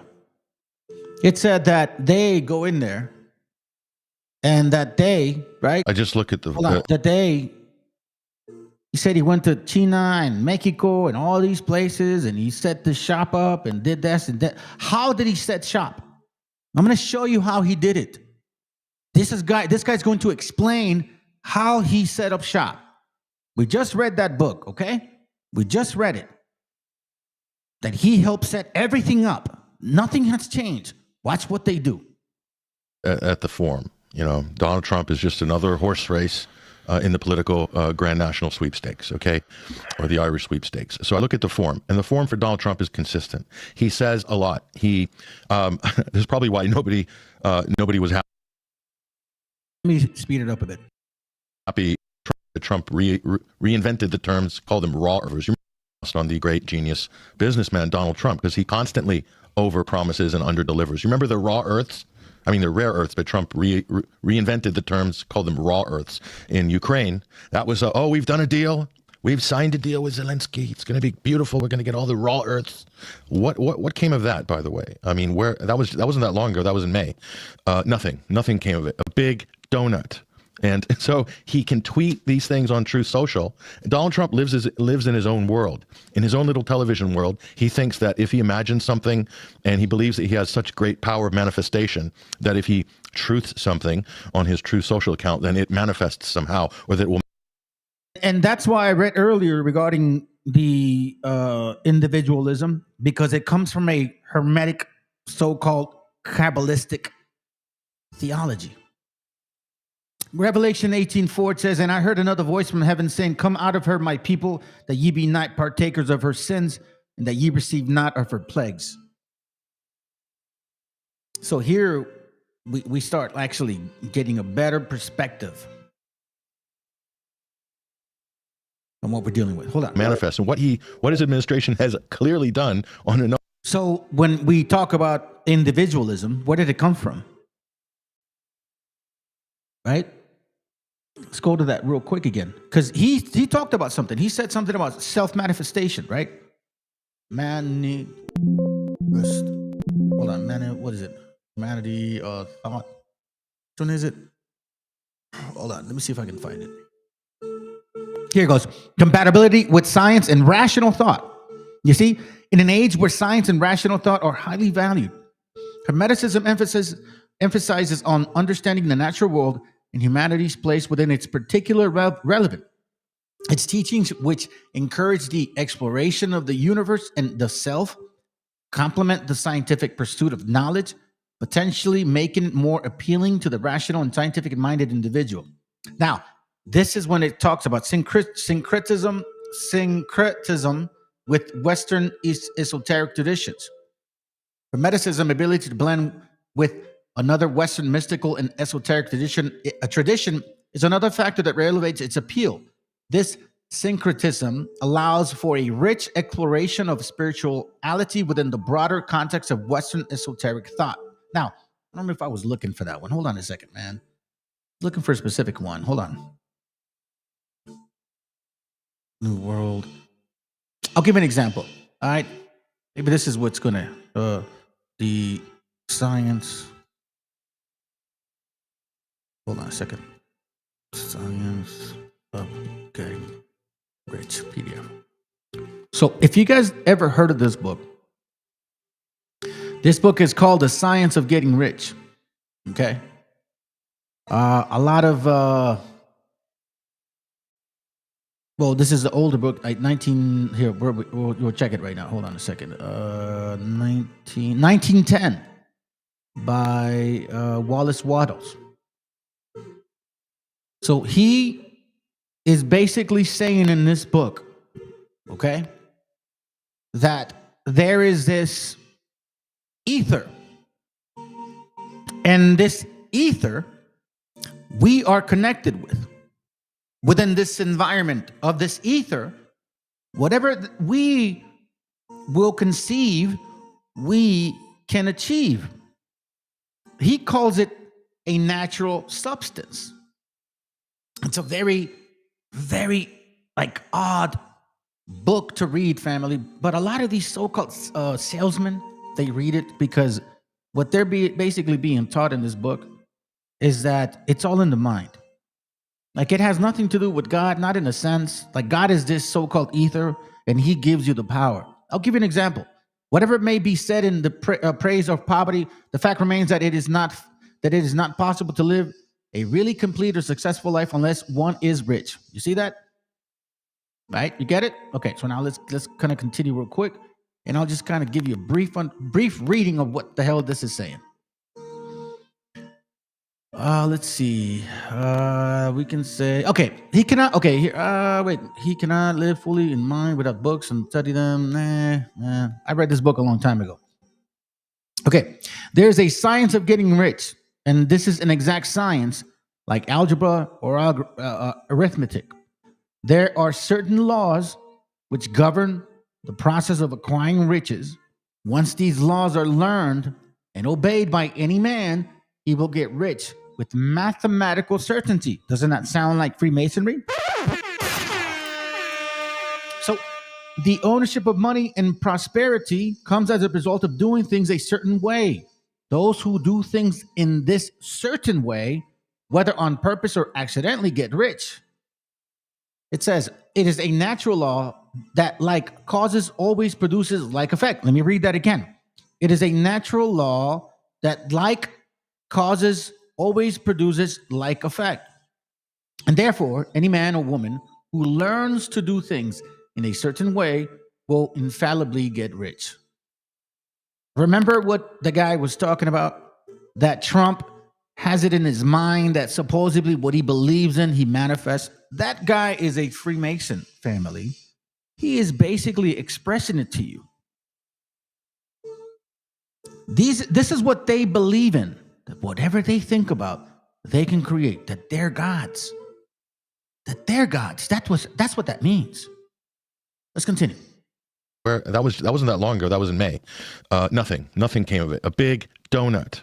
And so he can tweet these things on Truth Social. Donald Trump lives in his own world, in his own little television world. He thinks that if he imagines something and he believes that he has such great power of manifestation, that if he truths something on his Truth Social account, then it manifests somehow, or that it will manifest. And what his administration has clearly done on a number of occasions is they've front-loaded some big declaration or promise, and then you can see them frantically behind the scenes trying to patch together something that resembles the promise that they led with. And if they don't get it, they just go quiet on it and then create another sort of media splash and then sort of back off it, basically. This has happened so many times in the Middle East via the Ukraine He's explaining exactly what's going on, man. Every time you hear about Trump doing some shit, like, oh, look what we did. Oh, I saved. It's just propaganda. They're not really doing anything. Now, here's the real question. If they want to step into Venezuela, this is what they're supposed to do. And what we read earlier regarding the man that made the path for, corporate America to take advantage, they have to do that. They have to slaughter people. So listen to this. Situation as well with Iran, and it's going to happen again here in Venezuela, because this is the paradox, okay, of U.S. interventions. And this is an ugly paradox, which is that if you're not willing to put boots on the ground, you're not going to be able to carry through any of your grand plans. But if you put boots on the ground, you're going to be sucked into a quagmire, and it's going to end in tears anyway. Bottom line. So if you want to achieve your goals and then defend yourself and then bring disrepute to the administration, put boots on the ground. You'll achieve some goals, but you may leave with your tail between your legs eventually, and with the world hating you more than they did before. But then the irony is here, and the paradox is, if you don't go in and put boots on the ground and do a Paul Bremer administrative takeover and a green zone in Caracas and all the blood and gore that goes with that, and training death squads to create sectarian warfare between people, ethnicities, and groups, if you don't do that, then you might not actually be able to change facts on the ground. And you're not going to be able to have a full, when we say regime change, not just the leader, like the U.S. ideally would want to move the whole government out and purge the government in Caracas of any socialist or any Chavistas. But to do that, you really have to just basically, the streets need to run rivers of blood. I'm just saying, historical reality. And of course, a lot of people don't have the stomach or the backbone for that type of flexing. Certainly Pete Hegseth doesn't, because he'd be finished. I mean, he's already finished, but he would really be finished for life if that ever happened. You go into Dick Cheney recluse lifestyle after that. So they know it's going to be unpopular with the United States and with Latin America, and it will embolden left-wing movements right across Latin America and the global South. And it'll be seen as proof that the United States truly is as bad as everybody thought they were all those years. So this is where it's at. I don't think he's going to be able to deliver any of this. If any of it, I really don't see it, because the U.S. companies, that's a potential hostile environment. They're not necessarily going to be welcome there. People in Venezuela are proud people. Okay, do I have to explain this? How do you think Hugo Chavez started the most incredible political movement in the global South in our lifetime? It's because he was popular. Why was he popular? Because of the message, because of the values of his movement, and implementing as a change agent, and also bringing back that pride, bringing back. By the way, I let it play that far because AMLO did the same thing. He brought back that pride to the people. Okay, and I'm going to explain that to you in a little bit too. Let me read this, bro. Malachi 1:4 says, "Whereas Edom saith, we are impoverished, but we will return and build the desolate places." Do you know what that means by impoverished? They're like losing the value of the dollar. They know that that's it. Like if they don't steal this oil or minerals or gold, and then secure their borders from up north all the way down south, they will not make it. Why? Because you have to steal and grab everything. Kind of like Obadiah 1:8. Right? Obadiah talks about that. It says, whereas Edom saith, we are impoverished, but we will return and build the desolate places. Thus say the Lord of hosts, they shall build, but we shall throw down. They shall call them the border of wickedness, and the people against them who the Lord had indignation. Didn't he just say that? People in Venezuela are proud people with the United States and with Latin America, and it will embolden left-wing movements right across Latin America and the global South. And it'll be seen as proof that the United States truly is as bad as everybody thought they were. Right there. They said, then again, whereas Edom saith, we are impoverished, but we will return and build the desolate places. Thus say the Lord of hosts, they shall build, but I will throw down. They shall call them the border of wickedness, and the people against whom the Lord had indignation forever. And when does that happen? When you become a grape gatherer once more. Which one is it at? Hold on, let me see. Here goes. Obadiah 1:4. It says, then thieves come at night. They take only what they want. When people gather grapes, they always leave a few, but your enemies have wiped you out completely. Why? It goes around, comes around, doesn't it? Isaiah 5:20 says, woe to them that call evil good and good evil, that put darkness for light and light for darkness, that put bitter for sweet and sweet for bitter.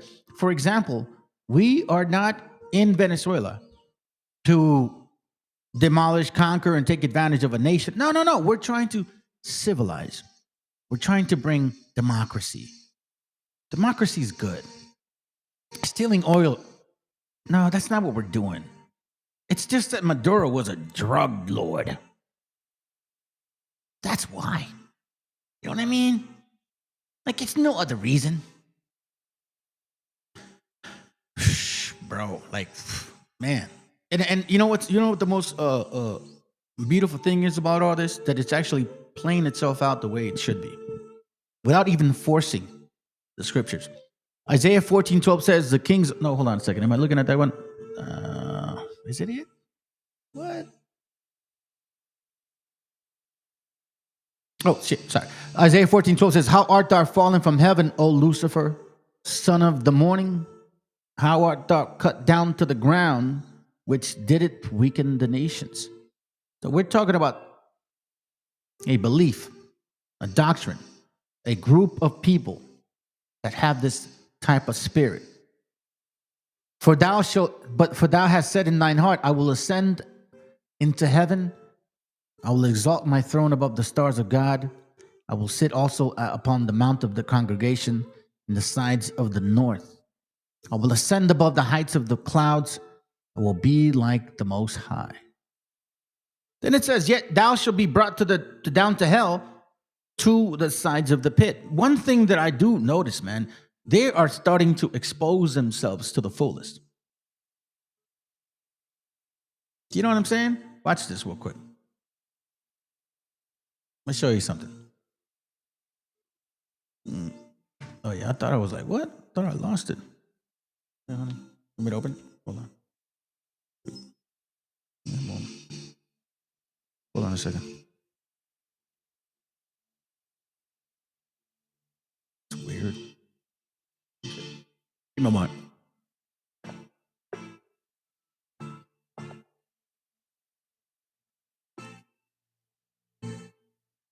I think I opened it. Just gotta hit it now. All right, here we go. I got a video to show you.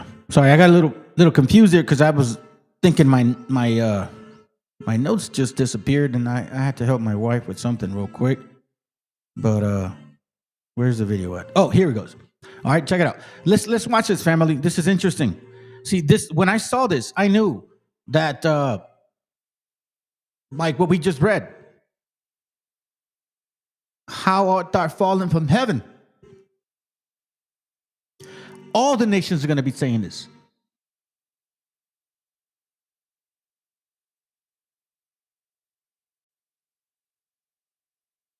Trump recognizes no authority except his own.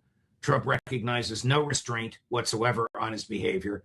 While they were still burying the dead in Caracas, he's talking about invading Greenland.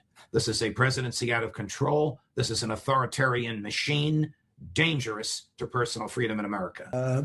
We've knocked out 97% of the drugs coming in by water, and we are going to start now hitting land with regard to the cartels.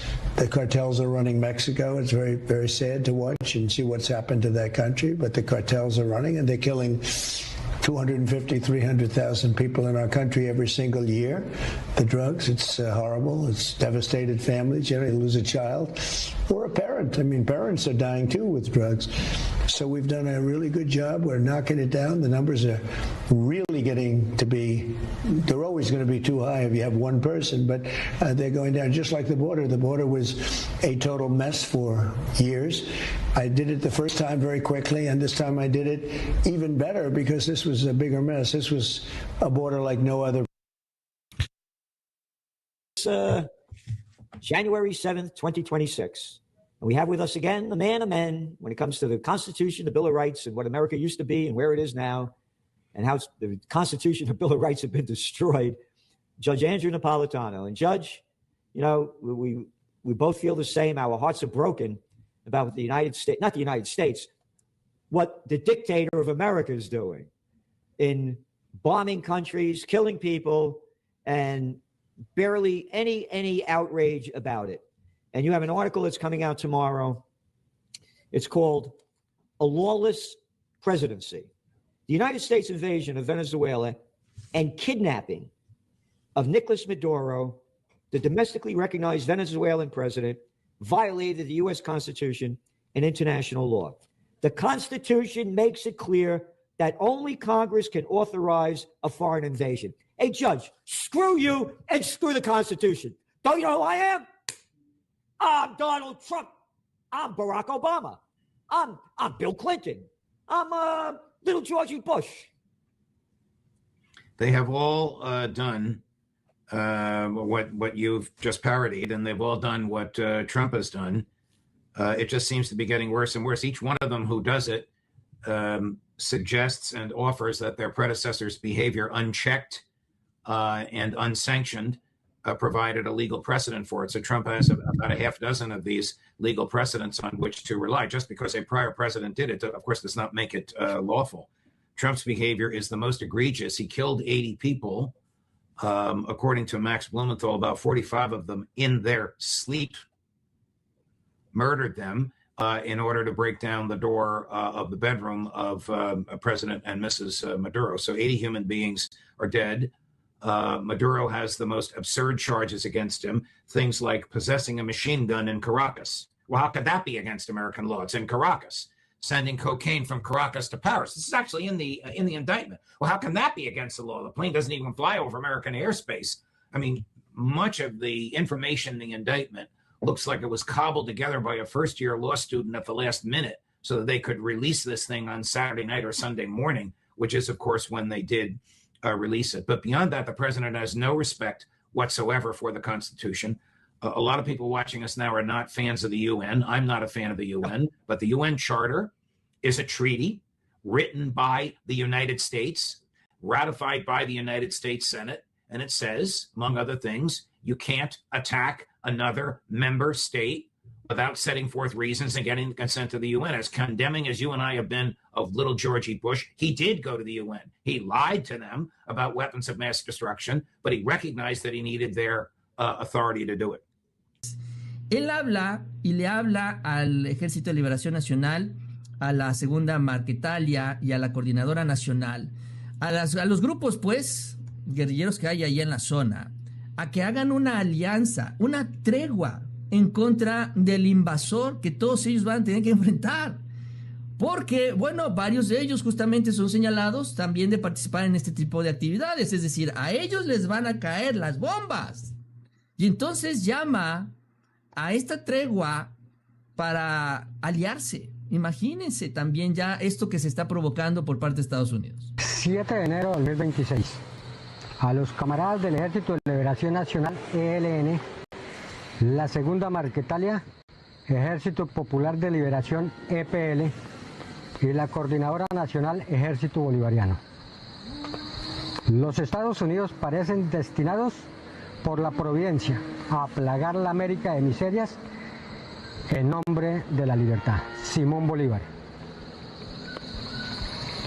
El rugido del imperialismo norteamericano vuelve a resonar contra la hermana República Bolivariana de Venezuela. Esta agresión no es solo un ataque a un pueblo hermano, es una afrenta directa a la patria grande que soñó Bolívar. Es la bota que pretende pisotear nuestra soberanía, nuestra dignidad y nuestro derecho a la autodeterminación. I often get asked, why do I want all of Latin America to unite as one country? Radical right moves like the news you're about to hear are exactly why. Donald Trump just finished a press gaggle on Air Force One, and in less than an hour, he threatened military intervention of some sort, or United States intervention in 6 separate countries. First, he threatened Venezuela with a potential second strike if things don't go his way. He was also asked what his thoughts were about the vice president of Venezuela, current acting president, saying that Maduro was kidnapped. Trump said kidnapping isn't such a bad term. Then he moved on to Cuba, threatening possible American intervention, but saying that we may not have to do it because the Cuban regime might fall on its own. Then he went on to Mexico, saying that something has to be done with Mexico. Mexico has to get their act together. Then he went on to Colombia, saying that he would not be opposed to a strike on Colombia like we saw on Venezuela to remove the current Colombian president. If all of Latin America united, they can all use their military and economic resources to fight back against far-right dictators like Dementia Donnie, who believe that Latin America is their backyard. Newsflash, it is not. Newsflash, it is not, gang. You know, and it doesn't even end there, man.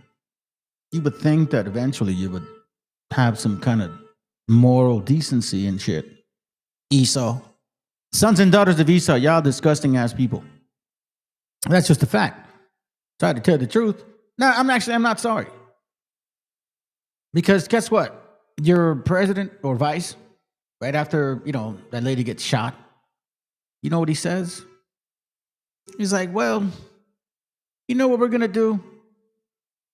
Because of the fact that, these things are happening. Is this the article? I don't think this is the article. He says that more likely they're going to increase the Border Patrol operations, and then they're going to start doing door-to-door operations.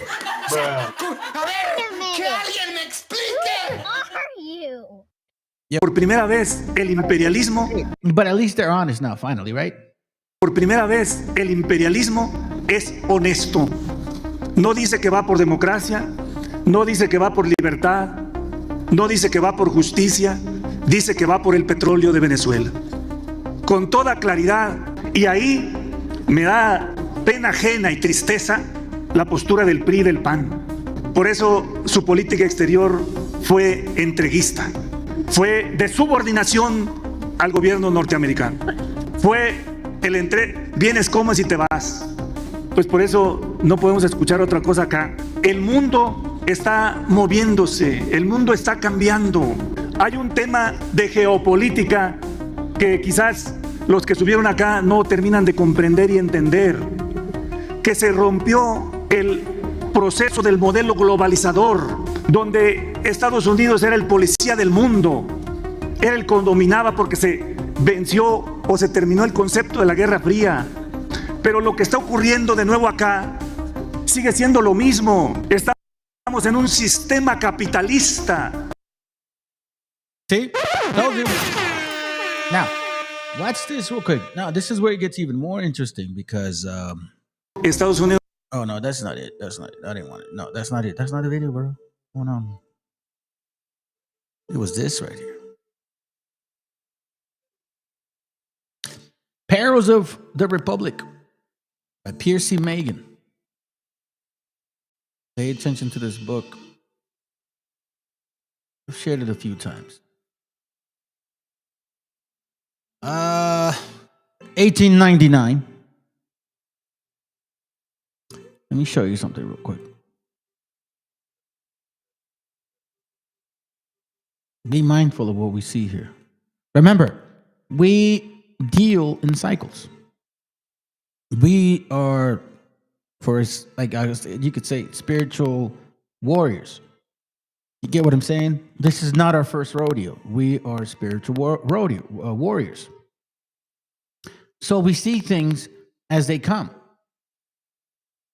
Do you get what I'm saying? And when we see them, we're like, oh shit, I think I know what that means. So follow this. Page 81. It says, today, this nation is in danger of abandoning the rock and settling upon the sand. The love of power, so prone to the human breast, is smothering priceless, eternal principle. From being a government of the people, by the people, and for the people, it is being rapidly transformed.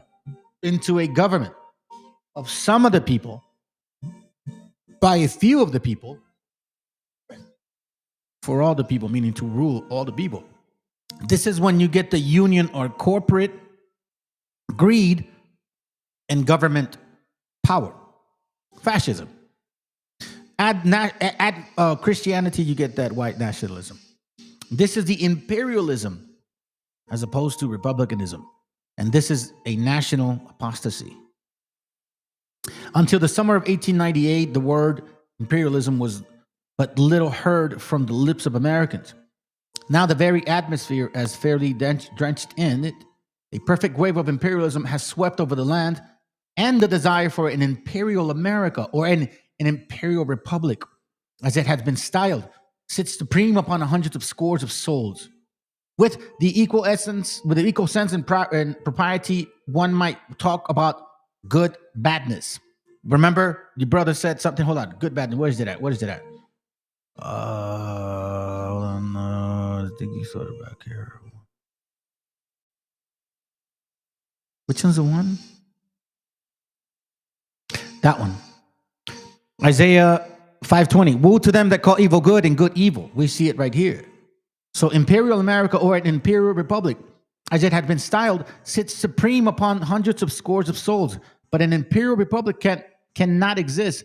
With the equal sense and propriety, one might talk about good badness, making darkness light. We're not done. Oh no, I'm contraire, mon frère. We're going to go into this book a couple times here, because there's a lot that they said here that they didn't tell you about. Page 162. It should be around here. It says here on page 158, watch what it talks about. And we're there, fam. It says, the same God who watched over the nations of the Amorites and destroyed them when their cup, remember, somebody posted that verse earlier today, when their cup of iniquity was full, the same God who kept records of the gay pleasures of the grievous sins of the people of Sodom and Gomorrah, Canaan. Dirty bastards.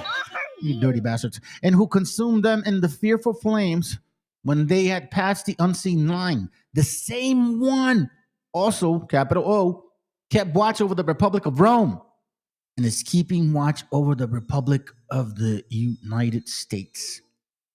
In the wonderful prophecies traced with the pencil of the Holy Ghost, the history of these last two is written, and was written long before either came into existence.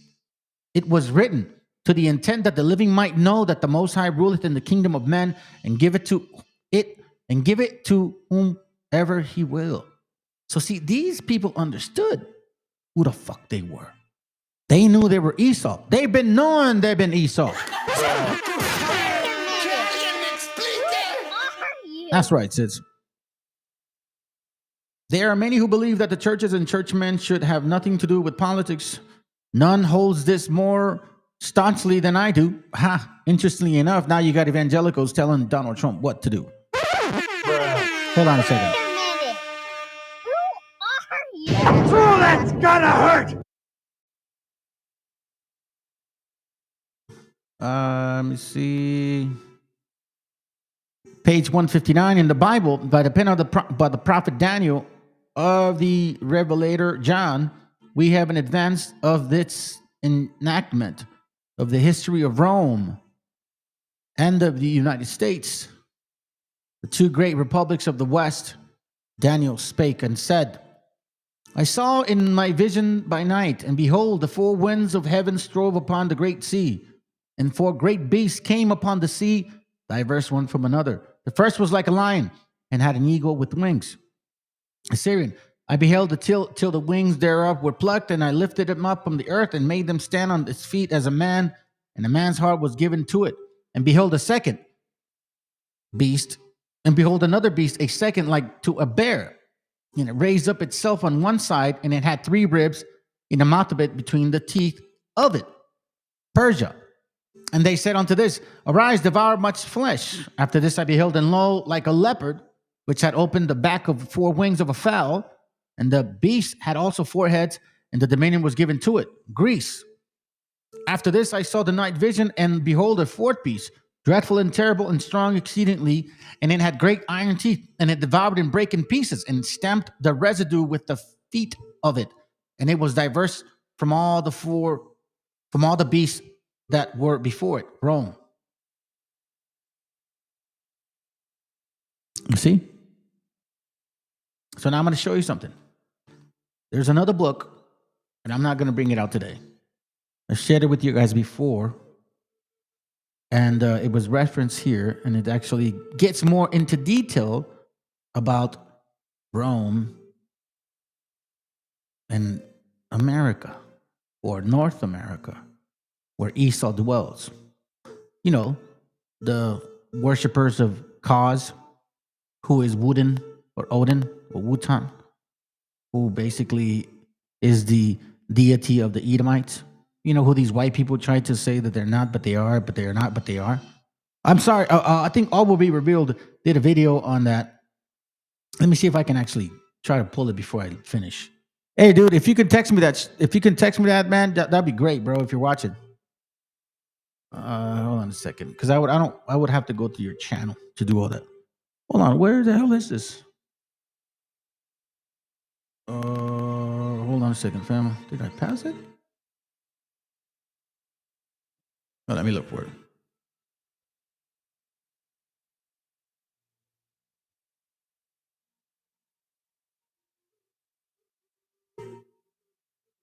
No, this one on the bottom. There goes page 164. Damn, I passed it a long time ago.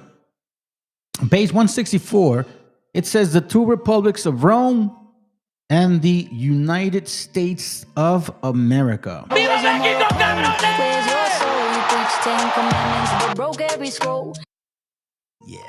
you're fucking in this near, bastards. I'm not saying it. God's saying it. You know what I'm saying? Because you chose your man, bro. And this is prophetic. It says Amity or Armageddon. When is it going to end? It says here that it's going to end when certain people stand behind one man that says the same thing they say and proclaiming that the good old days are about to be done and we need to fight for them. Watch this. The people of this world are proclaiming peace and preparing for war. Remember, the Department of Defense is now the Department of War. Never has there been a state of affairs so utterly incongruous. With one voice, men unite. Trump is one voice. These people, white nationalists, unite, declaring that the halcyon days are at hand. What is that word? Watch this. Show you. I'm not wrong, fam.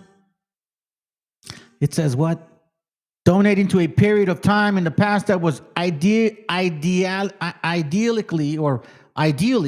happy and peaceful. What did they say? The good old days. Make America great again.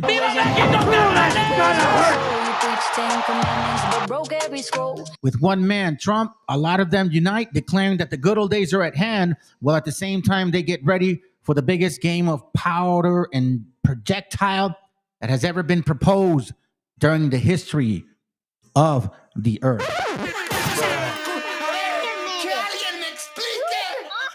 I don't know, bro. I don't know what else to call that shit. You know, we're at that moment where it's like, shh. Better watch it. Watch this real quick. We're almost done. I'm gonna show this real quick. I just want to show you this real quick. This is funny to me, man. I think it's this one. Where is it at? Oh no, here. I'm gonna show you this. Look, we're like I said, nothing new under the sun, bro. Nothing new under the sun. Watch this. This guy right here. Ready? Check it out. It's like 20 seconds. That oil's been locked up for millions of years, yearning to burn free. Obviously, I'm being cynical. It's not purely for oil. Even Secretary of Commerce Howard Lutnick on the plane could tell you that on his way out of the bathroom. You have steel, you have minerals, right? All the critical minerals. They have a great mining history that's gone rusty. So steel, aluminum, minerals. These motherfuckers are going full conquistador in front of our eyes. Ain't that the truth?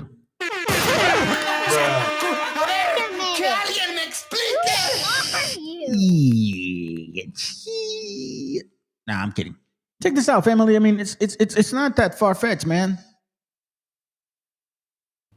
Aquí no termina la Let historia. me tell you something. I'm gonna share this with y'all. I like that this guy brought this out because you know what? Na Raza in Mexico, Na Raza is listening to what's going on here. Okay, he's gonna talk about who this guy is.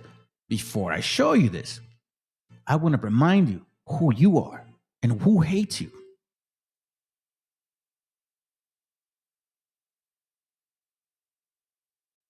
Who suggested that we send 250,000 U.S. troops to the border? Yeah, Stephen Miller. We're in a meeting waiting for the president to come out. We're standing around the Resolute desk, and he's behind me, and this voice just starts talking about caravans are coming, and we need to get troops to the border, and we need 250,000 troops. And I think he's joking.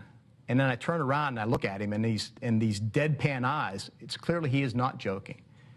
And so I say something like, well, look, DHS can handle whatever caravans are coming up. They've done so in the past. And he repeats, no, we need 250,000 troops. And I just turn squarely around to him, face him, and say, I don't have 250,000 troops to send on some ridiculous mission to the border. Que es un criminal sionista, lo digo abiertamente, él apoyó a Trump y es íntimo de Netanyahu. Entonces, cuando llegó Netanyahu a Dallas, Texas, que había un grupo de judíos o israelíes, no sé cómo se diga ya eso, le decían, oye, ¿por qué persigues tanto a los palestinos? Y les dice, los palestinos son para nosotros los israelíes lo que los mexicanos son para ustedes en Estados Unidos. Entonces, yo veo la palestinización de los mexicanos en Estados Unidos. Netanyahu, but it's just a stolen name.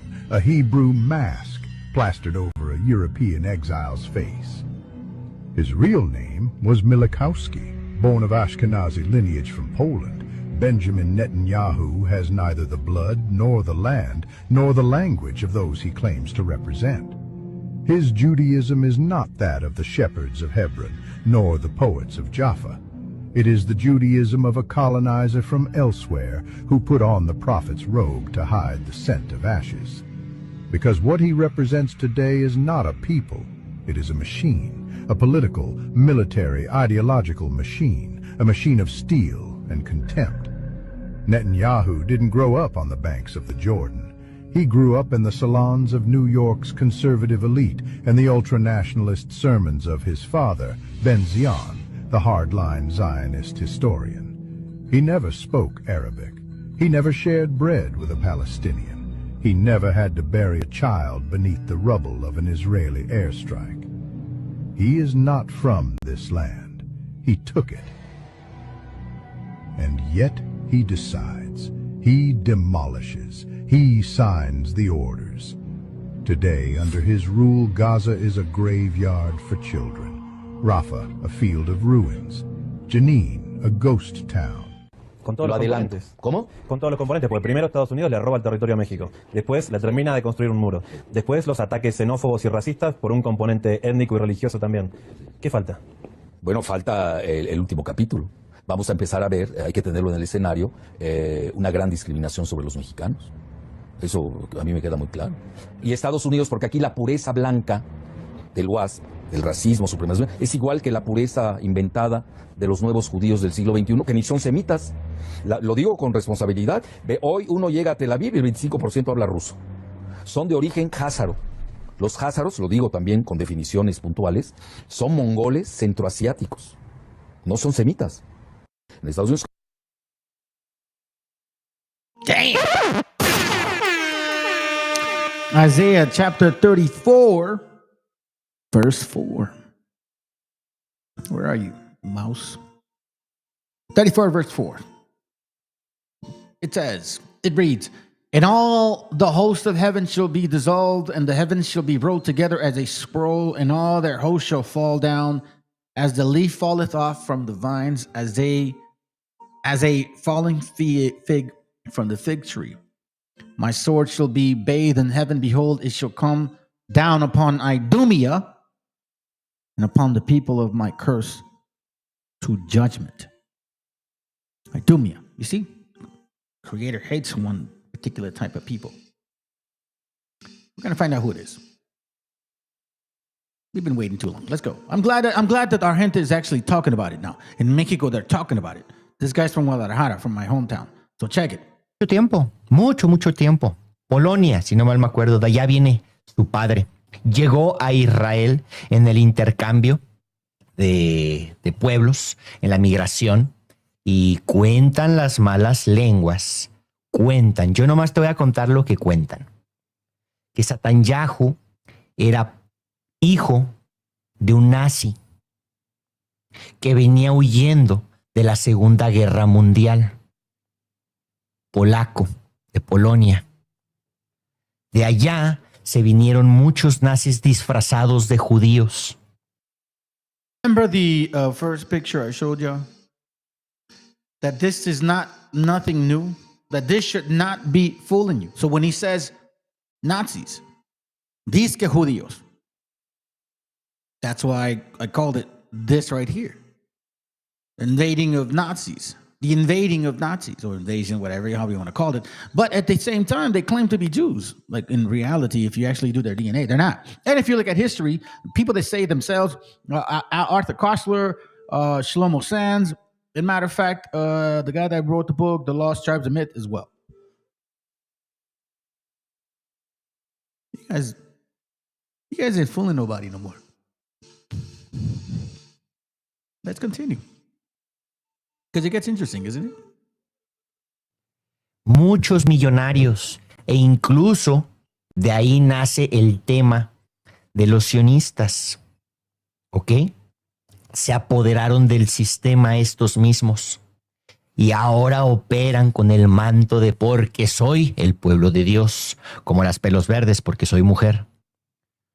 Dice Dutton, ¿estás en WhatsApp también? No, estoy en Facebook. Aquí estoy en Facebook. ¿Cómo estás, Dutton? Fuerte abrazo, fuerte abrazo.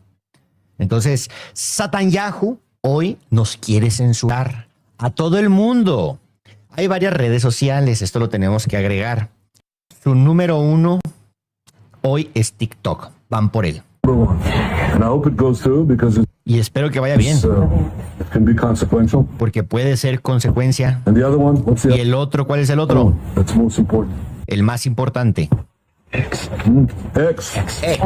X de Elon Musk. Muy bien. Y ya saben, tenemos que hablar con Elon. No es un enemigo. Es un amigo. Debemos hablar con él. Hay que hablar. Ahora sí podemos obtener esas dos cosas. Obtenemos mucho. El control de la comunicación. Yo digo, güey, ya que están entendiendo allá en México, sáquenlos de la chingada, cabrón. Veriamente, güey. Hay que adelantarnos de esos pendejos que están aquí y ni siquiera van entendiendo. Because I'm going to say this right now, family. The only reason why there was massive propaganda against immigration was because of these fuckfaces to the right. They funded that shit. They fucking hate you, fam. These people, I don't care what you say. I don't care what you say. These are converts. They're converts. You're not true Hebrews, or else you wouldn't be calling yourself something other than Arabs. So like everybody else is the Arab there except you? Fuck out of here, bro. And I ain't no anti-Semite, homie. I got that bloodline, so shut the fuck up. Y así ya no se va a promover todo el genocidio de Gaza y Medio Oriente. Tendrán controlado todo. Pero eso pero ese no es el punto en este momento. Tenemos que luchar la lucha, ¿de acuerdo? para dar dirección a la gente judía. Tú no eres judío, ¿eh? Ubícate. Antes de que me vayas a salir, no, eso es el pueblo de Dios. Tú no eres judío. No, es que Dios dijo, su Dios, no el tuyo. ¿Ok? ¿Ok? Tú, según sus letras que él lee para nosotros, es que tú vas a ser el esclavo. Tú le vas a lustrar los zapatos mientras tu mujer sirve de prostituta y tus hijas de entretenimiento. ¿Ok? Antes de que me vaya a salir alguien, no, este no es el pueblo de Dios. Ellos hacen lo que quieren con la palabra de Dios y la interpretan como ellos quieren. I'm glad our people are listening. So I think we are all pretty much set. Again, I wanted to talk about this, man. A lot going on right now. My following up class should be pretty righteous. I gotta always debunk the funk. You know how it is. Before I do, let me play this video. It's about 8 minutes long. At least I'm gonna share the portion that I like. And family, hope y'all do well tonight. By all means, please share, like, and let people know what we're doing here, man. You know what I mean? We're connecting the Bible with history and also understanding. Okay, check this out. This is interesting. Hope you guys like it. It's only about 8 minutes long. Let's go. If we could find the right piece of land and build them some really nice places. Where would those pieces of land be? Well, they could be in Jordan, and they could be in Egypt. Settlers have been trying to erase the indigenous for a very long time, and they've developed lots of tools for the toolbox: war, disease, famine, settlements, education camps. But there's one in particular that's been on my mind: forcible transfer. And you'd have people living in a place that could be very beautiful. It's interesting because if you survive the move, you're still alive. You carry with you your memories and you fight to pass them down to your children and them to theirs. This is Cabri Forest. But there's something else that dies. Something bigger and older than any individual life or home left behind. The essence of a people. So what exactly gets lost when you uproot a people? If you like our work and want to help us continue telling stories like this, you can become a paid member of our Patreon. Now back to the video. From the moment I saw this painting, I was mesmerized. Mostly by her hands. They're big and strong, and she carries all those oranges effortlessly, like her hands were made for it. She feels really familiar, and looks so out of place. It's called The Immigrant by Palestinian artist Sleiman Mansour. I first saw it in Bethlehem in 2018, on my trip to Palestine. I was there alone, going through the grief and honor of being back on our land, not just for myself, but for the whole family. Because I was the first person able to actually go back. So I logged everything. Looking through all the pictures now, it's mostly of the land. Especially when I got to what used to be our village, El Kabri. It's on the outskirts of Akka, in the north of occupied Palestine. Our village is one of over 500 Palestinian towns and villages that were destroyed when Zionist militias ethnically cleansed Palestine. I took lots of pictures for my family to see, and for myself. It's like we never existed. To try to hold on to it. To this plot of earth that, to Israelis, is now a highway, a national forest, and a kibbutz. But to me, to us, this was home for, as far as we can trace it, a very long time. We were driving through the kibbutz that they built, and you should see the trees that they have. I swear to God, a pomegranate tree with the biggest, fattest, ripest, most red pomegranate. The color is so vibrant, so healthy. I asked my family what we used to grow on our land besides tobacco, which I knew.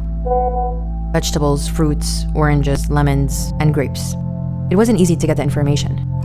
You don't understand how gorgeous it is here. My dad reached out to his cousin, who asked his uncle, who also lived in the village. I wonder how much else we lost that I don't even know to ask about. See, when a people are uprooted, they may have survived, they may be alive, but there's something invaluable that can die. Something immaterial and bigger than any individual life. And it's this thing that explains what it means to be indigenous. I realized this when I was learning about another indigenous people halfway across the world. They called it Turtle Island, and for thousands of years it was home to millions of Native Americans.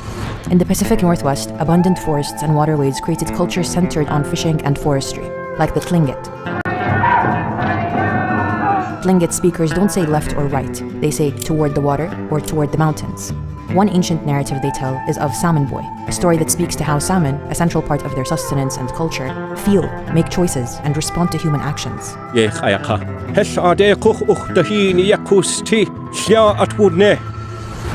In the Great Plains, bison herding was the main way of life for tribes like the Lakota. So life followed the herds and was nomadic. Buffalo were central to survival, culture, and spirituality.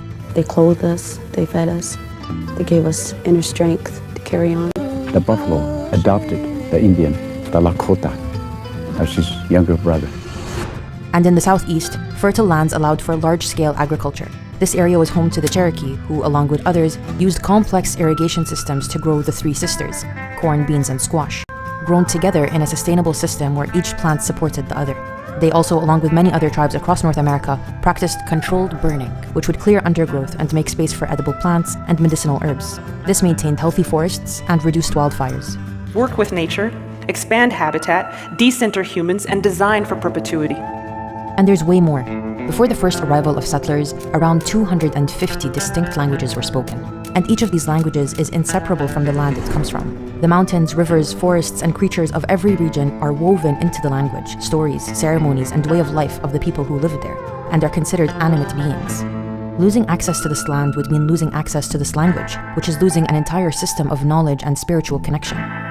Unfortunately, that would come to happen for many Native American tribes, when settlers arrived with a very different philosophy towards the land. They often mislabeled them as virgin land or wilderness instead of what they really were, living heirlooms, thousands of years in the making. Settlers to the New World saw this land not as a living, breathing being, but as a blank canvas, a 2D backdrop to carve out a new civilizational fantasy. They did a lot to clear the natives: massacres, disease, broken treaties, but we're looking at forcible transfer. The most famous example comes from the southeast. It's known as the Trail of Tears. It's when the US government forcibly removed thousands of indigenous people from their ancestral lands in the 1830s. People were marched at gunpoint with little food and poor shelter for hundreds of miles in extreme weather. Sick and feeble, many near death. One woman was carrying her youngest child who was dying in her arms. Those that survived the journey made it to a radically different terrain: Oklahoma. Thousands of years of self-sufficiency, language, science, medicine, diet, spirituality, all tethered to the land, suddenly suspended from the reality they're based on. In this new reality, resources weren't as abundant, and communities were split up. Previously self-sufficient and environmentally sustainable tribes became dependent on US government rations. Cut off from their sacred sites, ceremonies and spiritual practices began fading away. And they cut them off from one another. Children were sent to boarding schools where, separated from their families, they were forcibly assimilated into white Euro-American culture. Yes, they were alive, but something else was being killed. Inherited knowledge, science refined over generations, a responsibility to tend to the plants and animals of a region, a sense of collective self, totally uprooted. And that's what happened to a lot of our people. So I truly feel that there's a connection with us and them. I don't know, man. I don't know. Some of you guys may not like it. I don't give a shit. But again, my focus is on this continent here. So anyhow, I think, hold on a second. Let me check something because I did have something scheduled. Let me see if I can get it. I was going to let it do, or I wasn't sure, but I think some of y'all that are new should know this. Give me a moment. Where is it at? Great. It's going to take forever, dude. It's going to take forever, bro, because you want to know why that name is showing up all places. Shoot. Oh, wait, hold on a second. Is this it? No, that's not it. Oh, wait, hold on. Okay.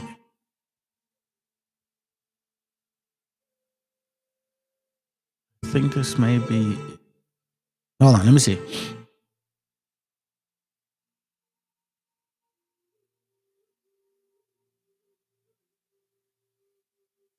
No, that's not it. And I wish I could. I wish I should. I should have named it different. His name like a lot of the other videos that I have, but I haven't shared this one with y'all in a bit. Hold on, maybe I'm gonna do it the old school way. I'll just do it this way. Whatever, bro. I'm just gonna have to go through it. It may just show up a lot quicker. Hold on, is this it? Nope. Nope. Hold on. Just give me a moment, Sam.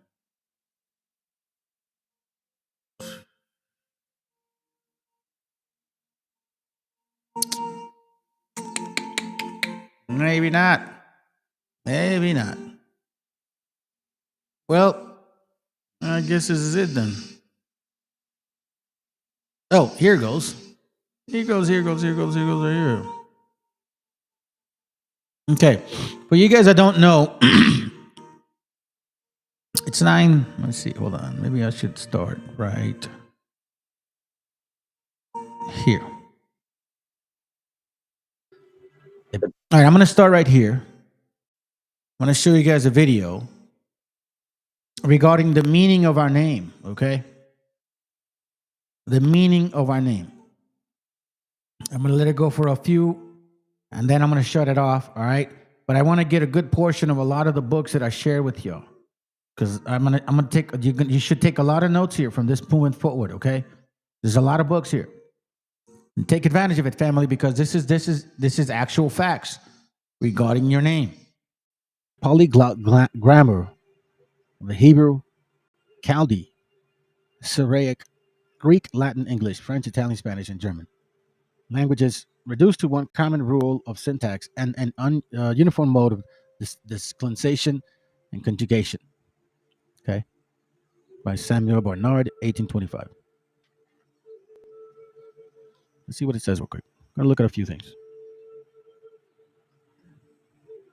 For the sake of time, I'm not gonna look up the writers, but I would suggest for you guys to do it. I always tell brothers here and sisters, confirm what I show. Now, this is on page of this book, okay, 202 on the actual page, but on the PDF download, it's 212. Okay, so follow me here. The Indian language and dialects appear to have a very form and genius of the Hebrew. Their words and sentences are expressive, concise, emphatical, sonorous, and bold, and often, both in letters and signification, synonymous with the Hebrew language. It is a common and old remark that there is no language in which some Hebrew words are not to be found. Probably Hebrew was the first and only language to the distance of time and place introduced a change and soon followed a mixture of others. The accidental position of the characters might also coincide with some Hebrew words in various dialects without the least intention. As the true pronunciation of Hebrew characters is lost in considerable degree, it is too difficult a task for a skillful Hebraist to ascertain a satisfactory identity of language between the Jews and American Aborigines, fair and square. Much more so to an Indian trader, who professes but a small acquaintance with the Hebrew, and that acquired by his own application, and that acquired by his own application. So here he's talking about James Adair, I believe. Okay, so it's important to read the whole paragraph because you don't want to leave the shit out in case somebody else all of a sudden shows it to you and you didn't realize that. Oh my God, I didn't really said that. Yeah, you have to read the stuff. That's his opinion. Okay, but now let's continue with something else. I got something else for you guys. Let's see. Here we go. Right here. I believe I have this link. I should have this link. Let's move on to this book here. Okay. And first of all, for you brothers that are, especially a brother that was bringing this stuff out a while ago, thank you so much, man, for providing this for us. You know what I'm saying? A lot of prayers go out for you, bro. Hopefully you can go back to what you do best. Okay. Anyhow, so let's continue. The book is called Crónica de la Santa Provincia de San Diego. Okay. Now, this is an interesting book here. Check this out. Let's show this to you guys. I don't know why it's not pulling it up the way I set it up for, but you know, whatever. We'll deal with it. Okay, here we go. 498, right? Yep. Let's go to page. Oh, hold on a second. Because you guys can see first of all what it says. Okay. Hold on a second here real quick. Crónica de la Santa Provincia de San Diego.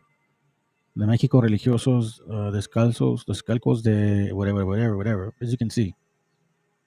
El año 1682. 1682. Okay, vamos a, let's go ahead and see over here. 498. Should be right here. Okay. Keep in mind that these are writings from people that were trying to consider who the indigenous people were here or are here.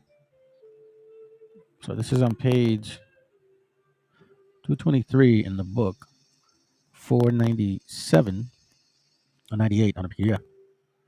Let me see if I can read this. I thought it could be better, but man. Dice aquí, expositores discurso los fundamentos de esta sentencia que en conclusión dice a de Sem, hijos de Noé y su descendencia tuvieron principios. Oh, hold on. It says here. Y expositores discurran los fundamentos de esta sentencia que en conclusión dice así de Shem, hijos de Noé y su descendencia tuvieron principio los indios. So it's saying here that the indigenous people come from the lineage of Shem that leads to Noah. Well, we know that Noah has 3 kids, Shem, Japheth, and Ham, okay?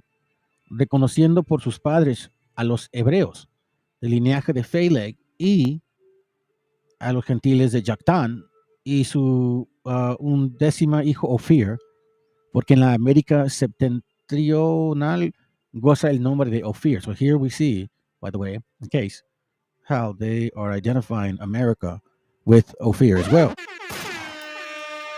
So we are understanding that they're connecting the dots in regards to who the indigenous people are here.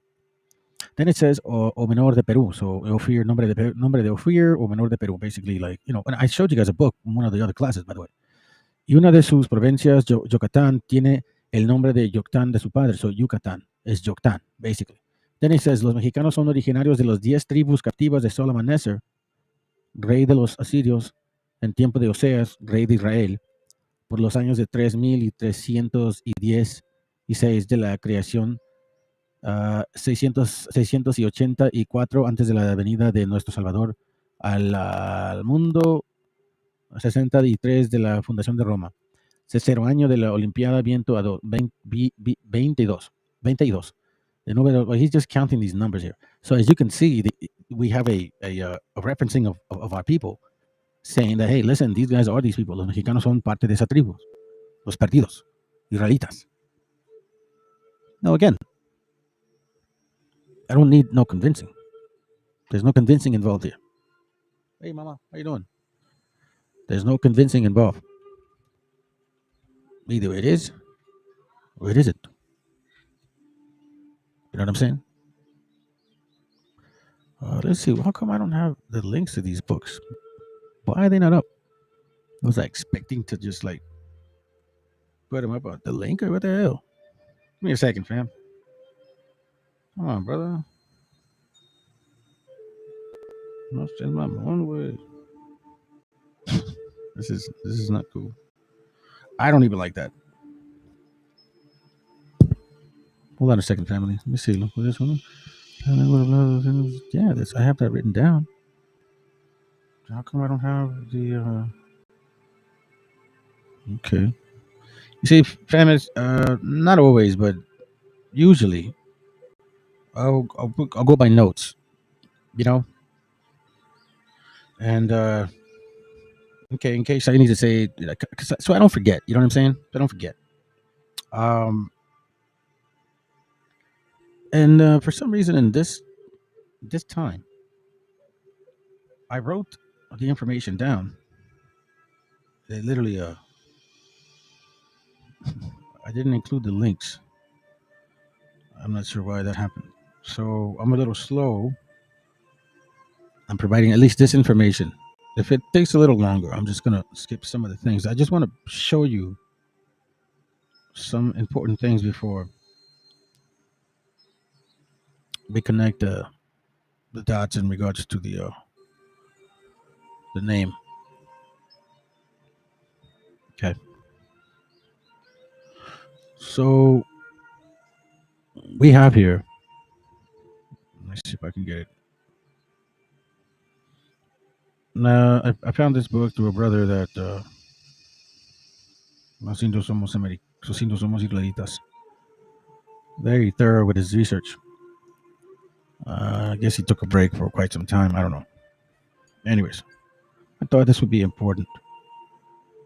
And this is from which you can find on PDF. Now, I will suggest that when you're doing research, fam, be patient. Sometimes you won't get a hold of what you're looking for right away. Maybe try a different way or a different type or a different letter. Or sometimes try a Z with an S. You just never know. Sometimes take a picture of what you're reading and see if maybe you can copy and search off of that. That may help.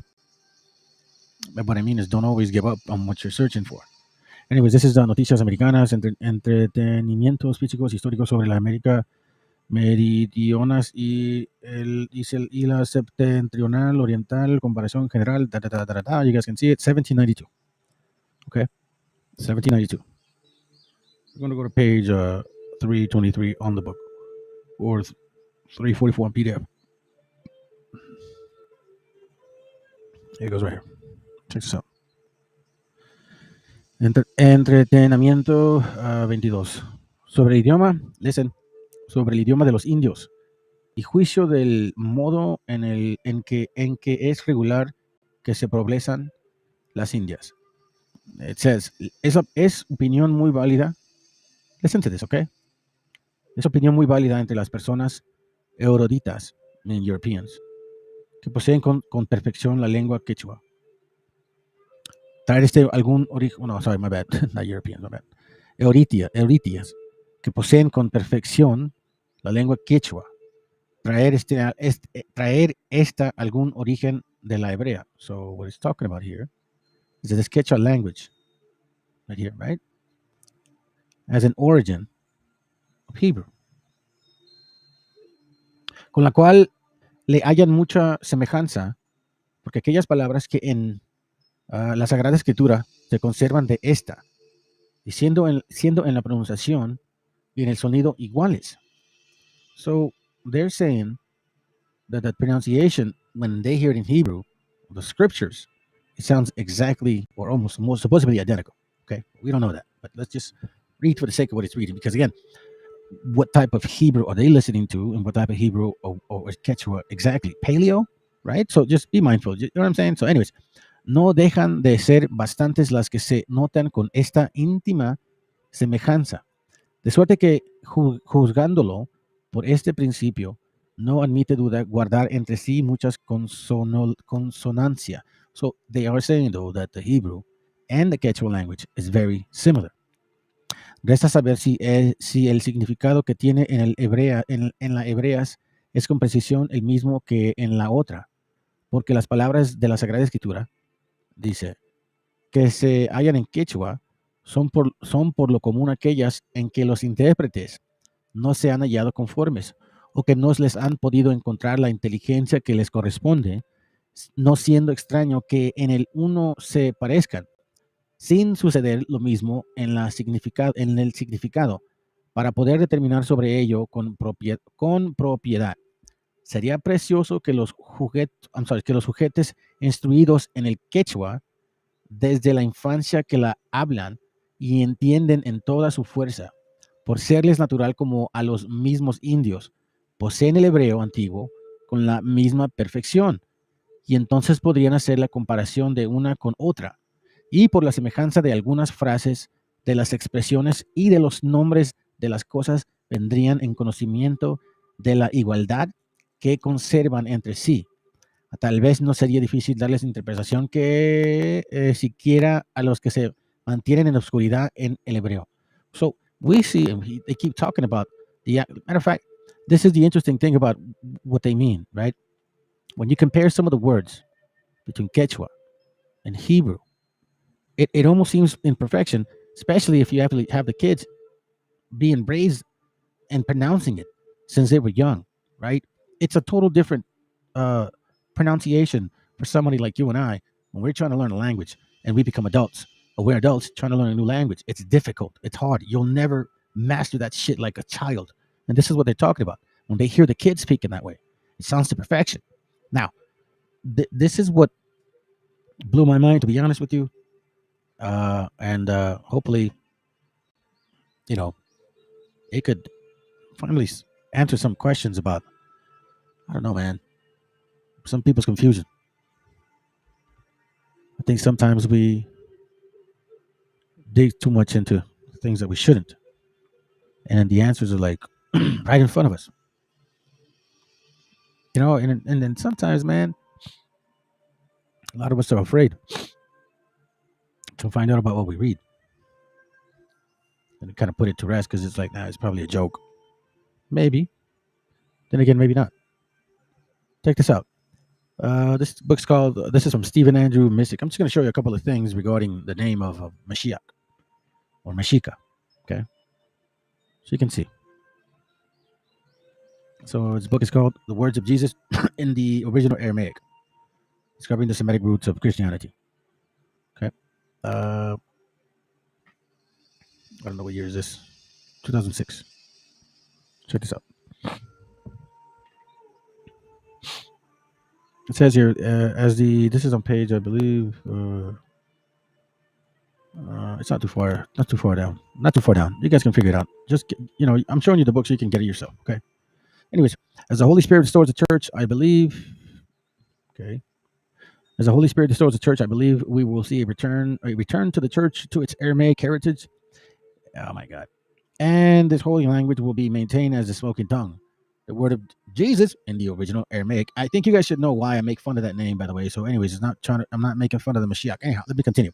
It's a detailed biblical and historical account of the original message preached by Yeshu Meshicha. Okay? Yeshu Meshicha. Now, a lot of us, we read random books. Sometimes we run into things like, damn, that's pretty cool. That's pretty interesting. I wonder what that is. But if you run into something like this, you got to admit, you have to ask yourself, what is that saying? Yeshu Meshicha. Are you a Meshicha? Last time I checked.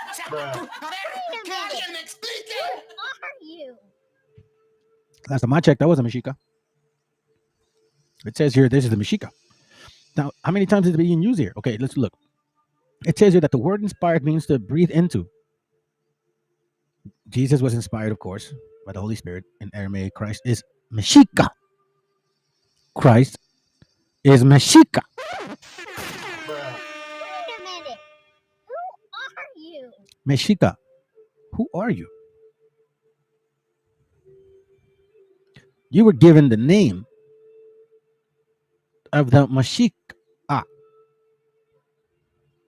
And you probably think it's a joke, but it's not.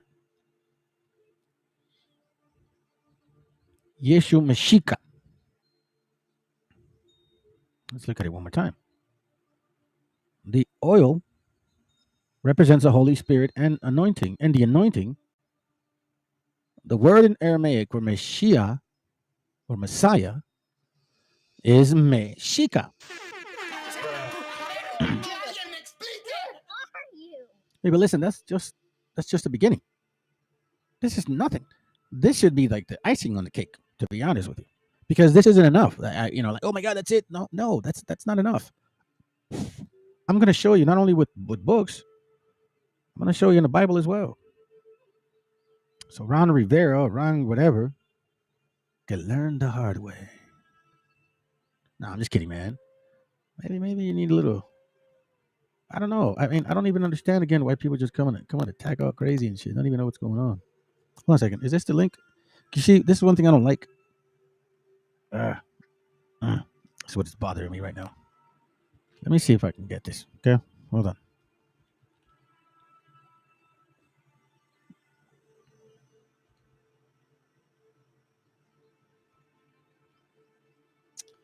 This is not good, my friend. This is not good. Why didn't I write this down? Why didn't I write this down, bro? Damn it, man. This sucks. Anyways, so I mean, it's all good because that's not like the end of the road. It's not the end of the road. Let me show you this quick. I did have this picture to show you. Give me a second. Let me see where it's at.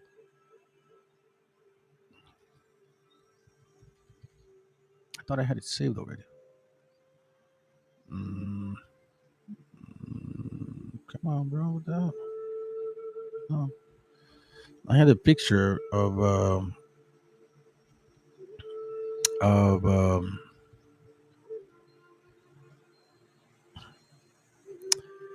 the meaning of Meshicha, but I guess, man, maybe I'm gonna have to skip it. I'm taking too long on this shit. All right, let's get to the point. Let me close this up because I don't have the links. I thought I had the links. Maybe I just downloaded the wrong. Maybe I downloaded the wrong notes. My bad, fam. Check this out, okay? So check this out. We're gonna start here, and we're gonna dig deep into some of the stuff in the scriptures, and then we're gonna go on and we're gonna do our thing. So in this book here, I've showed you guys this stuff here before. I've never showed it to you like the way I'm going to show you today. So I need you to pay attention. This is important. This is actual school time. This is like actually like bringing it back to the beginning. Gutiérrez Tibón, or Gutiérrez, whatever, Tibón, Historia del Nombre de la Fundación de México. So here with this book here, you're going to get, if you actually buy it, you can. Or if you just download it, which you can, you're going to read through it and you're going to see that there's a lot of different understandings of supposedly Mexico. El ombligo de la luna. Now, el ombligo de la luna, that shit is like IUIC crap. And of course it benefits them, because that's what they want. They want you in that mindset. You know what I'm saying? They want you in that mindset. They don't want you to know who you really are. Of course not. You can see in the way that people bring out the so-called understanding of the book, they still want dominion. I always find that very, very questionable. They say they're here to help you, and yet they still want dominion. They still want power over you. So let's go to page 90. I would say, let's go to page 90. 90, man. Hold on. We'll start. Let me not pass it, bro. What's going on here? Hold on a second. Am I marking it right? ¿Qué onda, güey? Oh, here it goes. Okay. All right. So we're here looking at México Nombre Hebreo in página 103. Okay. Now, if you look through this book, you're going to find out that there's a lot of supposedly explanations. But none of them make absolutely sense. Now, we see here on page 104. Okay, we're going to start reading right here. Well, not necessarily that. We're going to start reading here. Now, you've heard this name before because I've showed you this name before. Sagahun. Okay? So let's start reading this. Okay, now check this out. This is very interesting. It's la etimologías de México. La insistencia, escribe, con que Durán compara los ritos de los mexicanos que a él le parecen judiacos, y es un indicio más que vive bajo la obsesión de lo judío.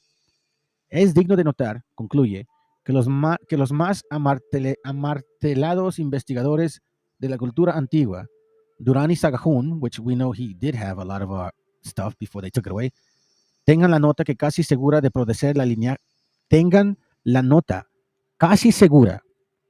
proteger del linaje judíaco. Now, listen to this real quick, okay? I've done a lot of material on Zumarraga. I've done a lot of material on why they kept the material away from us. I've done my research, and I showed you guys videos on why Zumarraga did what they did. He was the one that really had a lot of power and reasoning behind getting rid of all our history, and he was the one that did not permit Sagahun to write anything regarding our people. And this is why he says here, tengan la nota casi segura de proteger del linaje judíaco, Sagahun and Durán. But remember, they could not write about this stuff. It was against Spaniard rule. What did you think? right? If they write about this stuff, they're going to get killed. Anyways, let's continue. En cuanto a Sagajún sobre el casi, después de la investigación llevadas a cabo en los archivos de Sagajún, provincia de León, por los doctores David y Anderson, sus traductores neomexicanos. So check this out. Then it says here, Meshi, el Mesías. No se extraña, pues, que el dominico Fray Gregorio García, between 1554 and 1627, vea en México un nombre hebreo debido al hecho obvio de que los mexicanos descienden de la tribu perdida de Israel. Come on, man. He says, like, of course, no doubt. Messi es el Mesías, y México, la ciudad del Mesías, la ciudad de Jesucristo. So not only is Mexico named after him, but it's because it's his people, so-called. All the land, all the people, all the city. La ciudad de Jesucristo, y no de Huitzilopochtli. So now check this out. Nótese, dice Fray Gregorio, que el nombre Messi, que es realmente hebreo, se aplica maravillosamente al jefe de los mexicanos. Al fines del siglo XVII, el franciscano Agustín de Bettencourt escribe: con razón se debe apreciar más este nombre México, de donde ha salido la redención de tantas almas, donde tanto se ha ensalzado el nombre de Cristo, nuestro Redentor y Mesías. Porque como dice el R.P. Franciscano Martín de Castillo, en la explicación del acto del capitular que tuvo, dice, hold on, let me read it. En Toledo, impresa del año 1657, México en hebreo, caldeo y sirio es lo mismo que de mi Mesías. So, and not only that, if you say Mexico in any language, Russian, French, English, Spanish, Dutch, African, I think, Arabic, Asian, any language, they always say it somewhat similar to Mexico, Meshiach. I'm telling you, family, check around, Google it. ask GPT. It's just no different if you ask GPT to say hello backwards. It'll say hola. Trust me, believe. I'm telling you, I did it. Not in GPT. It was in a science building back when I was little. There was a machine that you would pronounce something that says backward. And I found out when you say hello, it says hola. Seriously. Anyways, let's read it. En hebreo, dice que México, en hebreo, let me magnify that so you can see it. México, en hebreo, caldeo y sirio, es lo mismo que de mi Mesías. That's what he's saying is his language. Si el Mesías le dio el nombre como de su linaje.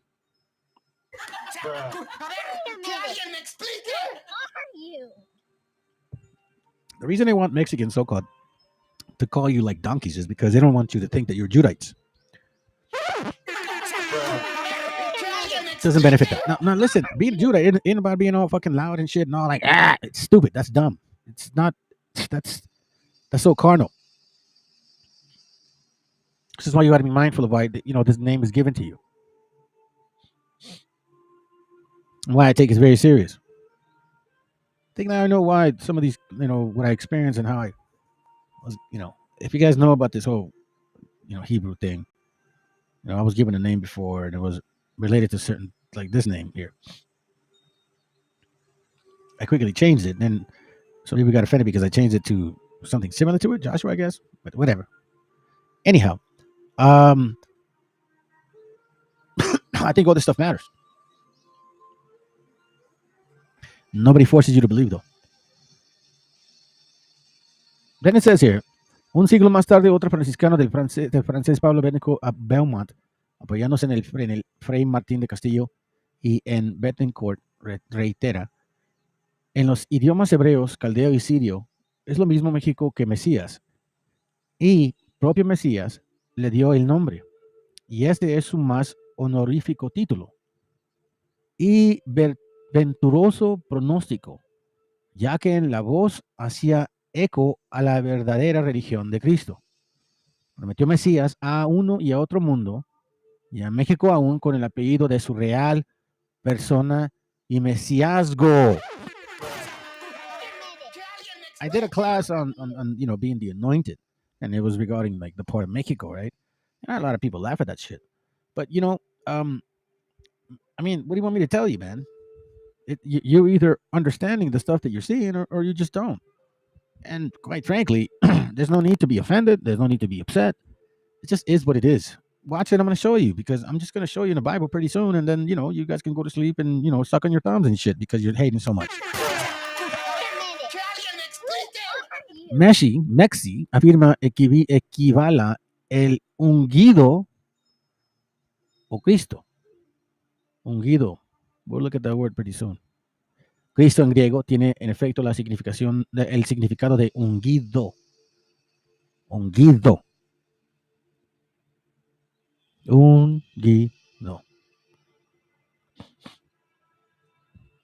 Let me show you something real quick. Excuse me, family. So it's still bothering me. Culhua, México, la tierra del oro. Did I already miss? I think I was good here. Okay.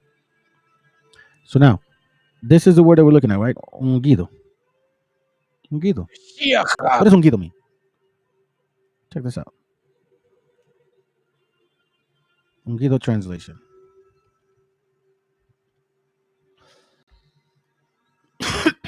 It means anointed. Oh, interesting, huh? Now, for the sake of time and with all that stuff, I'm going to bring you to this link. Now, all of you guys that think that I'm full of shit, that Mexico or Mexico is not in the Bible, I'm going to show you right now. And stop telling these Mexica brothers that they're fucking donkeys because you believe in the 12 tribe stupid chart, okay? Get that shit.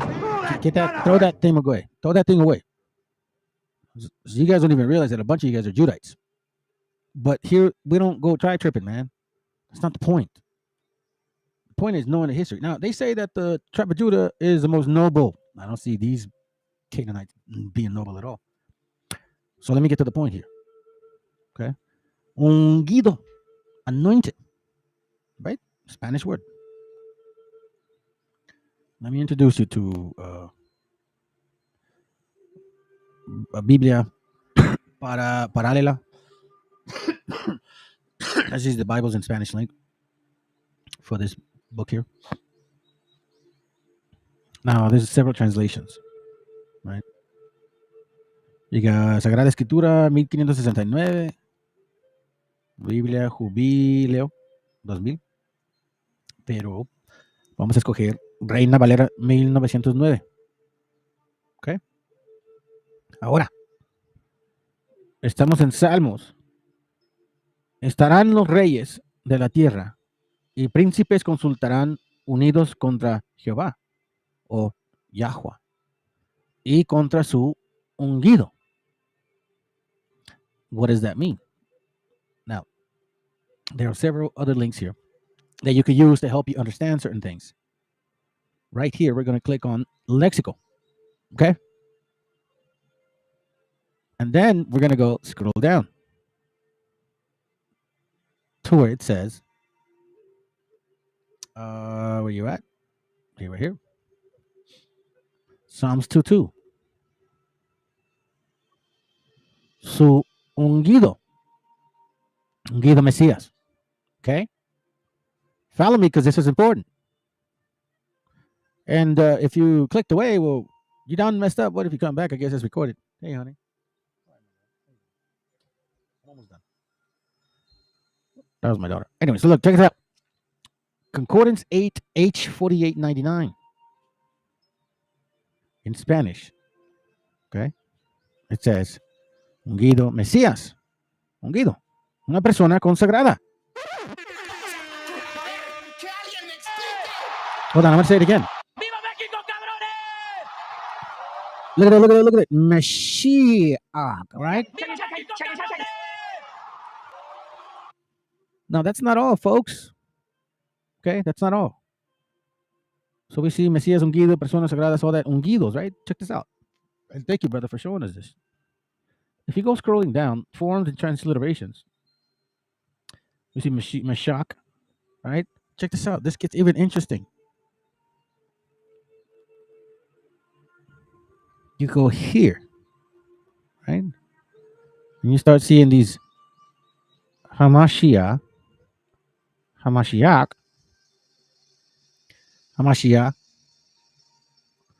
and then it says Limshia, Limshihi, Limshiho, or Limshiach, Limshishi, Limshiko, and all that stuff, right? Then it says here on the bottom, Messiah, then Messiah, then Messiah, and then it says Messiah, and then gets interesting because check this out, MESHIACHA, like the name of the channel, and then it says Meshihi, then Meshiach, and MESHIACHA, or MESHIACHA, right? Or MESHIACHA, or MESHICHO, or Meshichi, or Meshiko. I told you guys that Mexico is in the Bible. Okay? Mexico, and that's technically the way it was pronounced here in this land of ours. In case you guys don't know this, let's see if I could pull up the link. MESHIACHA, by the way, before I forget, because that's the name of the channel here, it's actually here. Concordance, MESHIACHA. It's not kidding. You're anointed. MESHIACHA. Again, Bible Hub. MESHIACHA. Psalms 89 talks about the anointed. It's time that you brothers start grabbing your heritage for what it really means. And stop being afraid. Because this is who you are. MESHIACHA. It's right there. 48.99. MESHIACHA, right? It's one way to pronounce it. You have another one here. You have 5 occurrences like where you have one here. It's all meaning anointed. And that's what it, again, Mexico, MESHIACHA, or Messiah, or like we saw it earlier, Mexico. It's right there. Mexico. Now check this out. Just so you can see that even people that study Kabbalah stuff, they know what it means. Cheers. A Yasharel, al que busca estar directo con Dios. Esa es la respuesta. Más preguntas. Dime, Mónica. Ya voy a mí. Todo el mundo tendrá derecho. Dime. Gracias. Buenas tardes. Buenas tardes. ¿Qué relación existe entre el Mashiach y México? ¿Y México? Pues, para empezar, el nombre de México no es México. El nombre de México era Mexica. Y Mexica no es otra cosa que Mesías. Así que hay una energía mesiánica en México. Fíjate, por eso cada vez que voy ahí yo tengo una vibración especial. Los mexicanos sois extraordinarios. Yeah. Throw that in there. So as we're tackling this subject here, let's continue and dice this, rice this, down it. Check this out. We have Psalms chapter 2, verse 2. It says, the kings of the earth set themselves and the rulers take counsel together against the Lord and against his anointed. We're looking at anointed. Once again, I said that Mexico is in the Bible, and I proved it. Mexico is in the Bible. Messiah, Meshiach. Strong's H, 4899. Mashiach. Okay, Meshiach. MESHIACHA. That's what it says. MESHIACHA. Now, if we click on, I'm not sure if this is the one. Mashach. Strong's H, 4886. Mashach.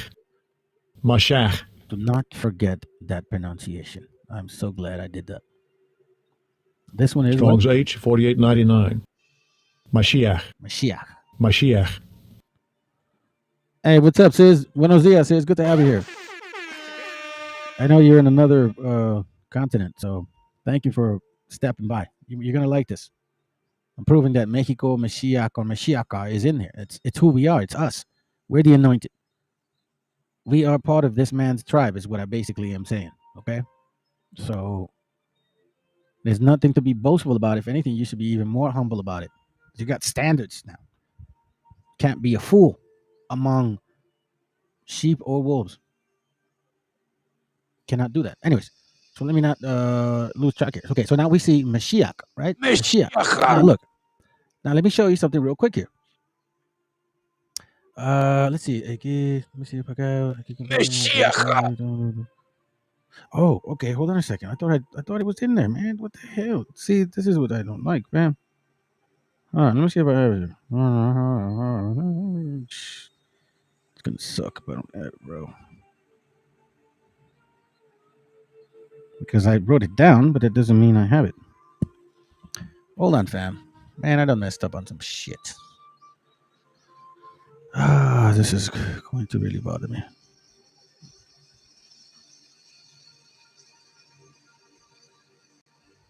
Yeah. I don't know why I did that. I don't understand why I did that. Anyways, maybe this is what I meant to do. Hold on. Give me a second. Okay. All right. So I have this material here. Okay. Check this out.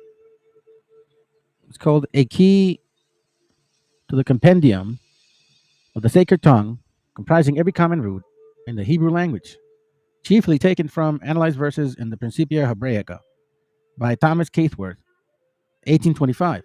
Okay. Now, why am I showing you this real quick? Let me show you why real quick. Hold on a second. Let me see if I could. Hold on. It goes right here. On page 21, it has an introductory lesson, blah, blah, blah. You see this translation, right? Hold on, let me go back here. My bad, fam. Here it goes right here. You see this right here? Translation. Mexico means anointed. Mexico means anointed. Him of anointed. From him of anointed. Man, I wish I would. I'm so mad about this. I thought I had this book here, but I guess I didn't. Anyways, let's continue with this. Let's work with what we have. Because it's still good material.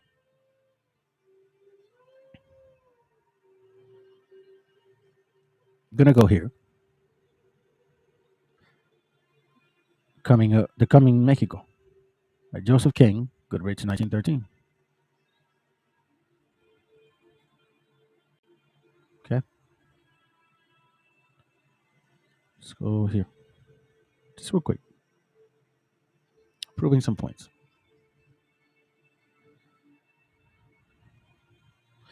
We can start here mentioning Kingsborough. You guys have heard of him. Okay. I'm going to start in paragraph 2.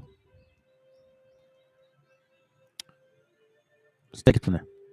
So the name Mexico was given by the Spaniards to the whole region occupied by numerous tribes who called themselves collectively Mexica. The plural form of the singular Mexica or Aztec. It should be noted that strictly when transliterating Aztec words, the letter she or ch ought to be given to the vocalic value of the English sound sh. Therefore, Mexitli and Mexico or Mexico would properly be pronounced Mexitli or Mexico. Once again proven. Mexico is in the Bible. And it means anointed. Mexico. But they do not appear ever to have been so rendered by a Spaniard, who naturally gave the she to the ordinary Spanish sound. Do you understand what this means, family? Mexico. You've been anointed. Why do you think these efforts hate you? Think about that for a moment. Why do you think it gets like that? Now check this out. I got about half an hour left. That's it. I'm going to do about 2 hours every time. Here we have a book called, let's go back here and write this stuff down, because it matters, especially now. It should matter to you. You're anointed. You're from the same tribe of the Mashiach. You weren't supposed to take that name and take it in vain, and I mean it in the sense of have an ego. It's not the way it should be. That's not leadership. That's not the way it works. It says the first shall be last and the last shall be first. Yes, I rhymed. I know. That's not the way it works. First shall be last shall be first. Anyways, it says origen de los indios del Nuevo Mundo de India, occidentales. See this right here? Please get this book. See the year. It's very old, 1600. Okay, MDC 155. MDC 155. In numbers. 1607. See that? 1607.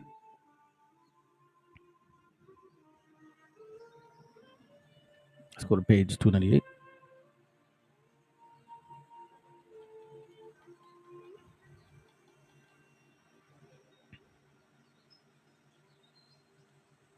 Hold on, fam. This is 298 on the page. Right here. I want to invite you to read this with me. It says on page 298, Orígenes de los Indios. This matters to you. It should matter to you more now than ever. You are finding out what your lineage is, who your brother is, why these things happen, why you are the way you are. Don't let no one take that from you. It says en la Nueva España hay este nombre México, el cual como lo advierte el padre Esteban de Salazar, es hebreo. Y así se pone en el Salmo segundo, there goes anointed, y quiere decir Christus ius. Y aunque allí en aquella provincia es nombre de una ciudad, en México, y acá en Salmos, nombre que daban los hebreos a los reyes y sacerdotes y a Cristo nuestro Señor. You see this? Kings and priests. Now we saw and we read from James Adair as well as Ethan Smith about how our people were saying that about ourselves. Que ellos esperaban ahí de venir a redimirlos, pero no se repara en eso que bien pudieron acomodar este nombre a una ciudad, porque el caudillo que traían los que poblaron a México se llamaba Messi, y como otros escribían Meshi, y se derribó después el nombre de aquella ciudad y de su nación, como vemos que hay muchas ciudades y provincias. So you see what I'm saying? See what it's saying? Nótese el nombre Messi, que es realmente hebreo y cuadra maravillosa, maravillosa la mente al caudillo cabeza, I think, y capitán de los mexicanos. Anyhow, it's very hard to read this right here, so I'm gonna have to skip this shit but there is some good stuff here, by the way. So I would highly suggest you guys download this stuff right here, because there is a little bit of more material that I can read. It's not as hard. Remember, I've been reading for an hour and a half already. Cut me some slack, Holmes. No, I'm kidding. It's kind of hard to read. So now, check this out. Is this it? Did I do it again? For real, bro. Like, for real, bro. For real, bro. Real, no. For real, bro. I gotta do it like that, though. For real, bro. All right. Here, let me go ahead and connect it here. Should have done it before. Please write this stuff down, fam. It's your heritage. You own it. You deserve to have it. It's been away from you for so long. Literatura Maya. Okay. Literatura Maya. We're going to go to page. Let's start at, we'll do page 440. 440 on PDF. I want you to pay attention to some of these things that we're going to read. Okay. Títulos de los señores de Totinicapan. Hold on. Let me not be rude. What are we reading here? What are we reading, bro? Maybe I didn't read it to you guys. My bad. Yes, I did. Literatura Mayas. I did. But let's get a little detail. Prólogo, la literatura maya. Oh my God, there's not much. Anyways, let's see what we got. Sometimes the books in Spanish are a little bit, they're structured a little different. I'm trying to look for the name of the writer, but anyways, all right. So I can't find the name of the writer. So anyhow, let's go to page 440 for the sake of time, because I said 2 hours. Okay, so I'm not trying to, like, force shit down people's throats. I'm just saying I want to make sure I can show as much as I can in the time that I have. Títulos de los señores de Totonicapan. We're talking about the Quechua language, okay? Still, by the way. Traducción del adjunto cuaderno escrito del idioma quechí, que es quechua, por los que se suscribieron del año 1554, conforme la tradición que tenían de sus antepasados. Dice, consta dicho cuadernos de 31 hojas en cuartillo, pero se omite la traducción de las primeras hojas por ser sobre la creación del mundo, de Adán, paraíso terrenal en que se fue engañada Eva, no por sino por una serpiente, sino por el mismo Lucifer, como ángel de luz. Oh shit. You see what it's saying? That the book that they had all of this, like Genesis. Se trata de la posteridad de Adán, siguiendo en todo el mismo orden que en el Génesis y libros sagrados hasta el cautiverio de Babilonia. Se supone en el cuaderno que las 3 grandes naciones quiches, de las que particularmente se trata, son descendientes de las 10 tribus del reino de Israel, que Salvaneser redujo a perpetuo cautiverio y que hallándose allá en los confines de la Asiria, determinaron la emigración.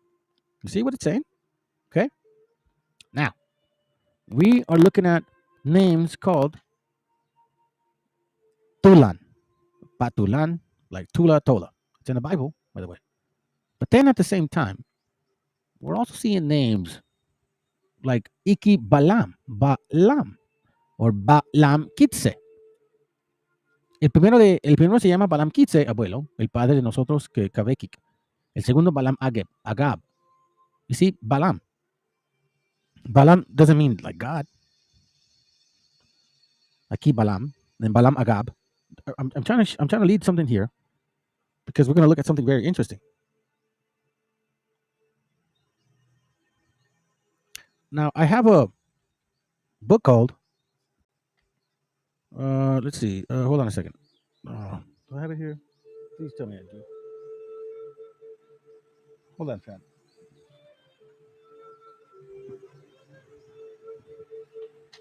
Hold on a second. No. I cannot do that right now. Give me a second. Hold on. Maybe I have a copy here already. Please tell me I do. Oh, no. Fucking shit. Cesar.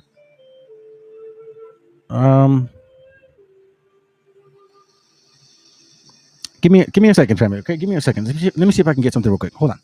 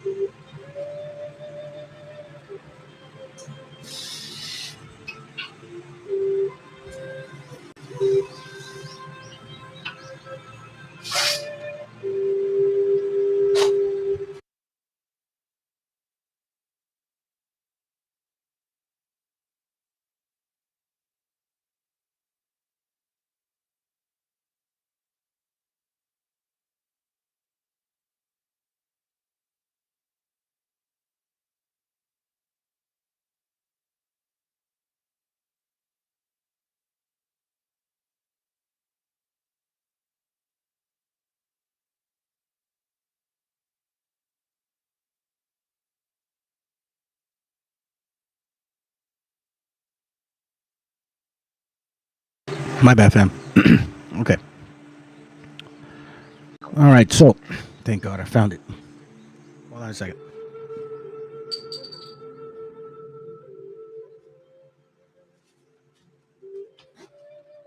Book that I was looking for. Damn, you guys have no patience, bro. A bunch of people left. You fucking impatient bastards, bro. Whatever, it don't matter. Just shows the level that we're at. There's a book called The Nexus. Spoken language. The link between the Mayan and Semitic during pre-Columbian times. I'm trying to write that all in because I want to show you the book. Hopefully I can borrow it. I think the only thing you can do is borrow it.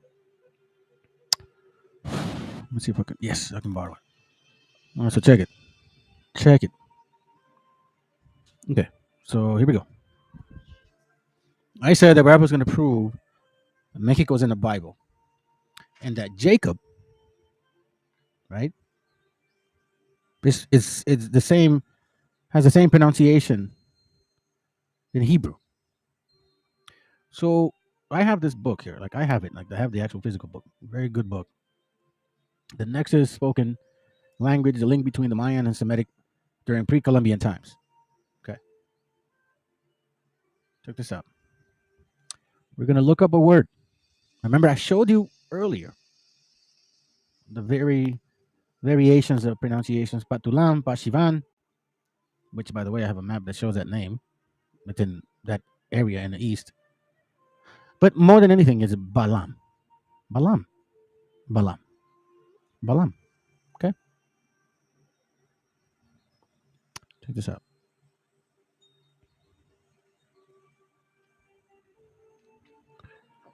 We're going to look through some things here. Here it goes right here.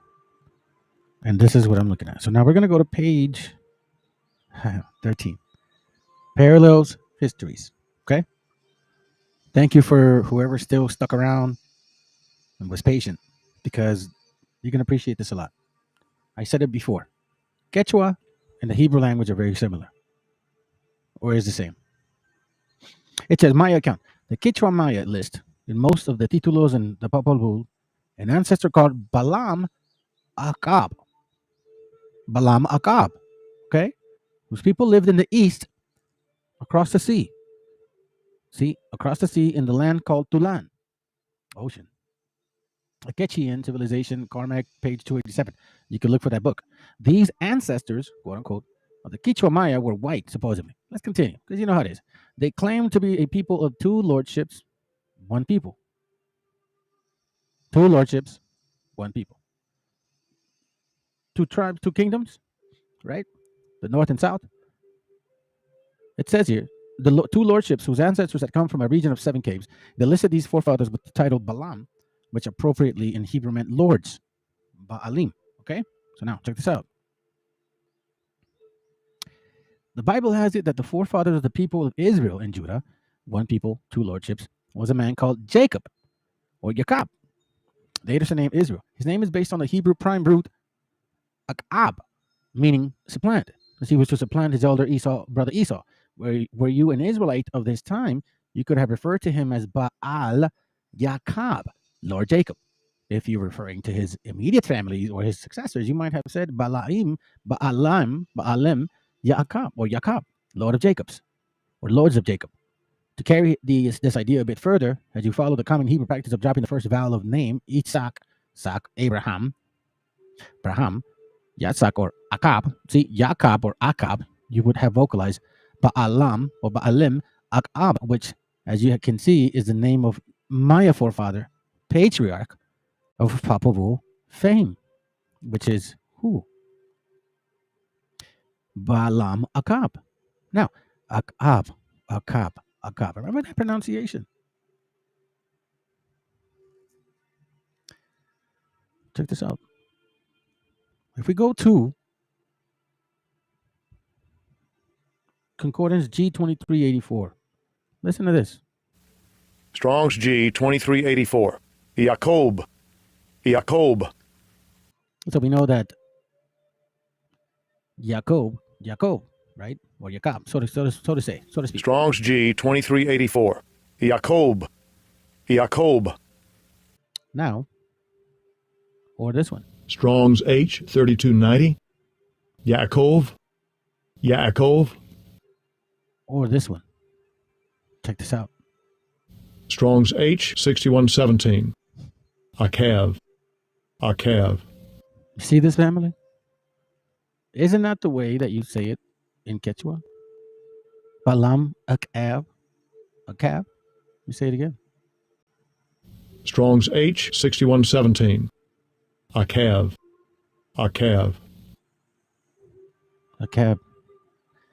Take away the W and put the space in the A. Akab. Strong's H6117. Akav. Strong's H3290. Yaakov. Strong's H6117. Akav. You cannot deny these things that are being told to us. Listen, fam, I've showed you this several books. One specific one. I shared with you guys. How they did everything possible so we would not be able to read the scriptures at all. In no language of ours, regardless of what dialect, whatever it was, especially in Spanish. I had more to say, but time's running out. I do want to say this, though. Ezekiel 37:15, the word of the Lord came unto me, saying, moreover, thou son of man, take thee one stick and write upon it for Judah and for the children of Israel, for his companion. Then take another stick and write upon it for Joseph, the stick of Ephraim, and for all the house of Israel, for his companion. And join them one to another, one stick, and they shall become one in thine hand. This brother showed this picture, and I wanted to talk about this, but I don't have time.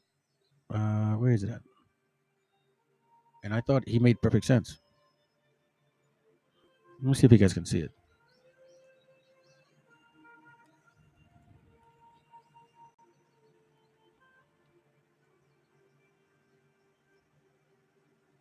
He's basically saying that the Mashiach, the northern kingdom, and the southern kingdom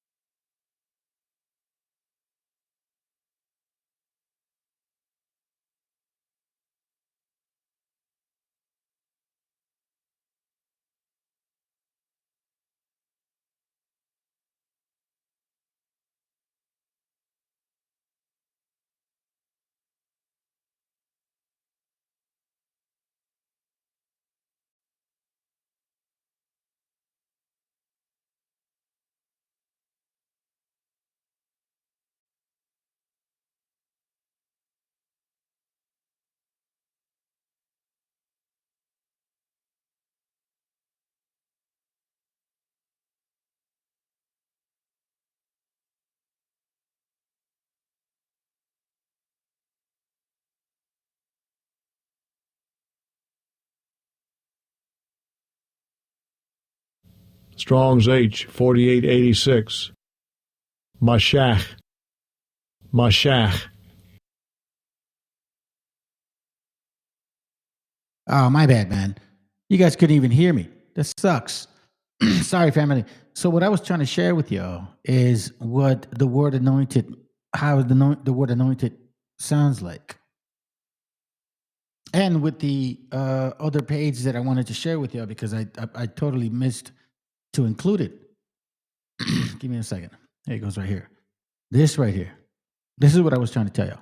So Balaam, Maya forefathers mentioned and all of the Mayan títulos involved in the ancient events on the other side of the sea in Tulan. Forefathers, page 76, same book, okay? Pronunciation the same concept. You get what I mean? So now we point to the word, not anointed, I'm sorry, Jacob. God, I totally messed up on that. Jacob. So let's go here. And we'll go Jacob, right? H3290.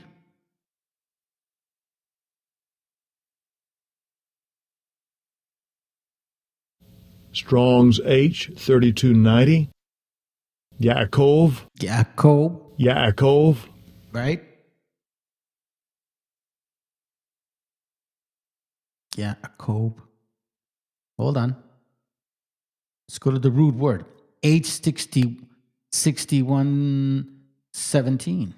Strong's H 6117. Akav. Akab. Akav. Akab. Akab. Akab. You see that? Akab.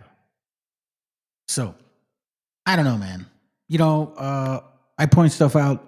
Yeah, guys, decide. So it's not J. It's not J, though. See, that's the thing, brother. You see that you jumped on it. So let's remember what it's saying. The J is not in there. It's Yaakov. So what's the pronunciation? Strong's H 6117. Akav. Akav. Yaakov, right? There's no Y. Just like the name of the Most High, there's no Y. I mean, technically, the way that it's pronounced, you would have to, but it's not necessarily like that. Yahweh. Yahweh. Like, for example, they used to pronounce it Yao. Like back in the day, Yao. Like there was no, like, it was almost like the I was silent. Again, nobody really knows how to pronounce his name, so none of us can sit here and say we fucking know his name. You know what I'm saying? But here we see that there is a very strong similarity in pronunciations of words between us and those people. Before anybody goes and jump and says some other dumb shit. So anyways, look, I'm going to share this with y'all, man.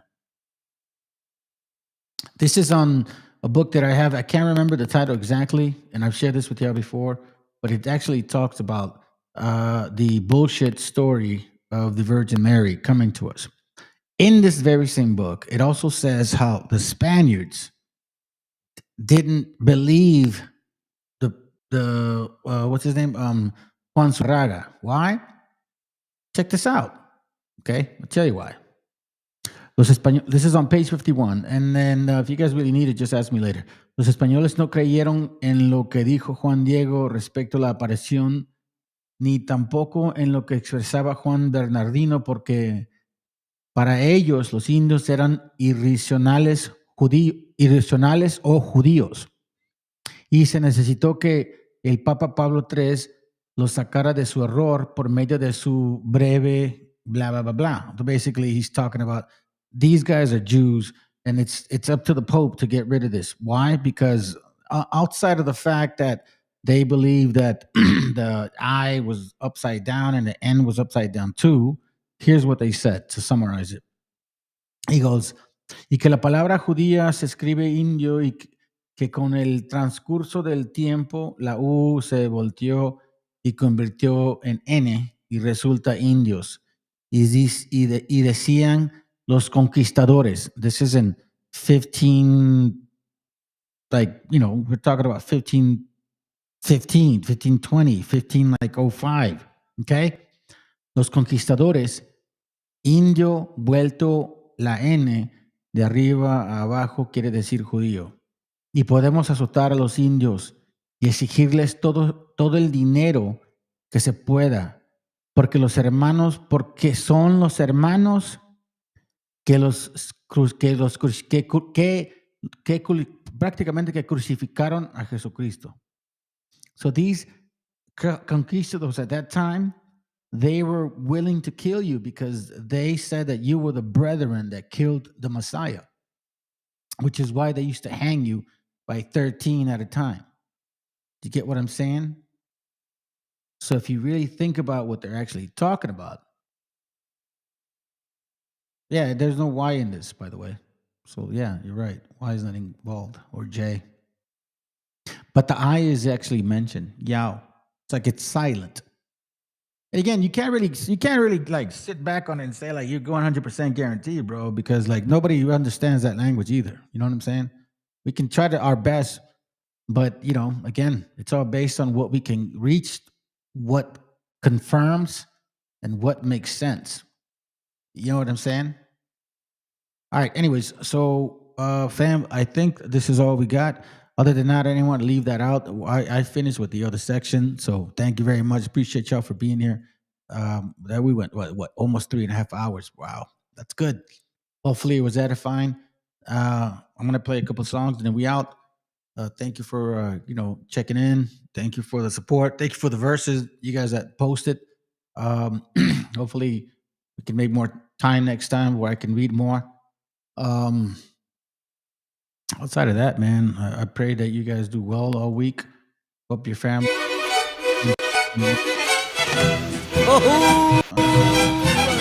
Oh yeah, bro! Shit, I pressed pause like 4 times. Anyway, sorry about that. Shalom, family. All right, so peace to all y'all. Take care of yourselves. Mexicano bandido, todo el barrio prendido, siempre ando bien cuido, siempre poniendo ruido.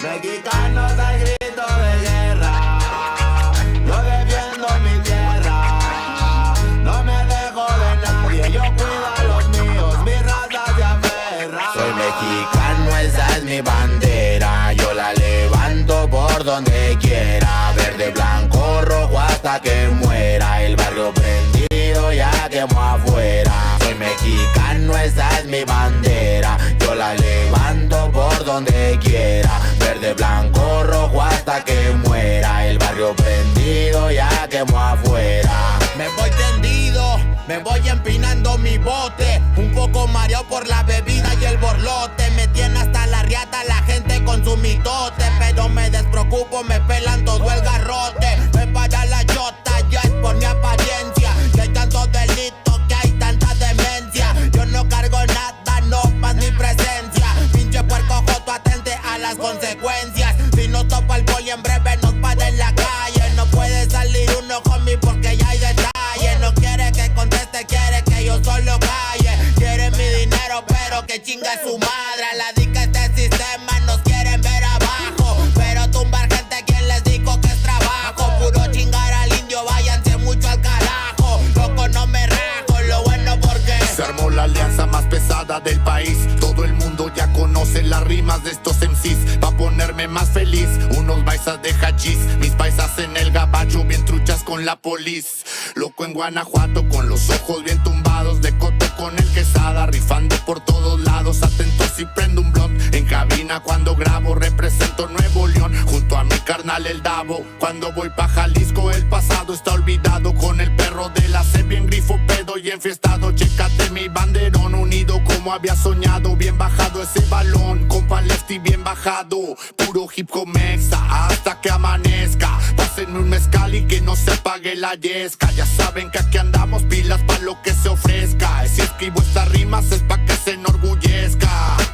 verde marihuana, blanca cocaína, roja la sangre que escurre de una nueva herida. Yo salí de la ruina, nunca se me olvida. Con disciplina y respeto sigo en la movida. Bien high, la vida es un freestyle. Disfruta lo que hay, vivo entre el bien y el mal, carnal. Crazy life todo el día, vienda live. Pinto tu barda con spray, lo que canto es real. Azules y rojas las sirenas que me persiguen. No suben pa' la virgen, salen todos cuando chifle. Mi barrio no lo pisen, que andamos todos grises. Maldito policía, no quiero que me revises.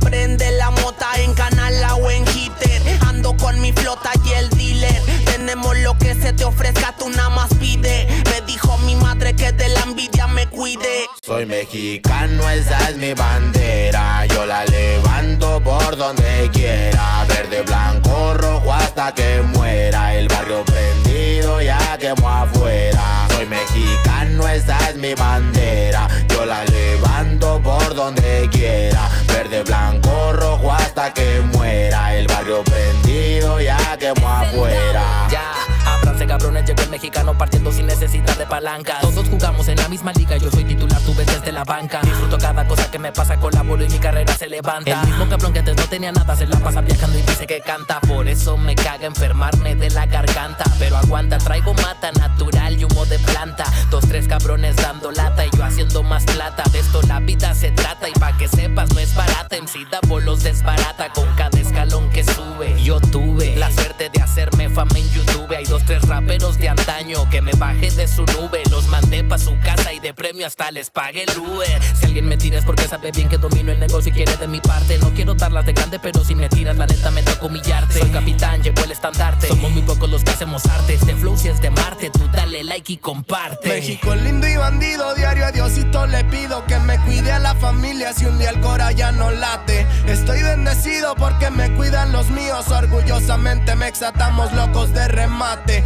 Jaque mate, no hable de volar si viene gateando. La cosa por la frontera se pone violenta, no importa el rango. Toda la raza jalándole duro, si hay algo seguro es la muerte en donde ando.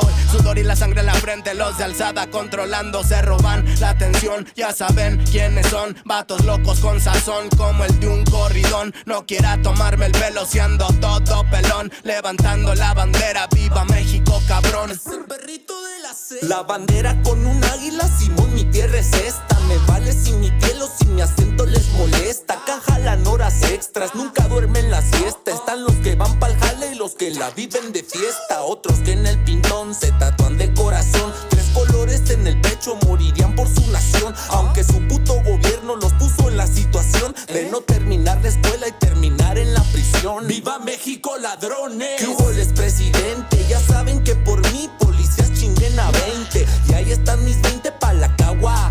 Aguas, que es tierra caliente de Chiapas hasta Chihuahua. Wow, wow, wow, yipi yo, yipi yucas. Buenas, Montequín, Aguas, Tijuas y San Lucas. San Luis Potoyes, Mataulipas, La Puebluca. Dime si o no, loco, acá tienen lo que buscas.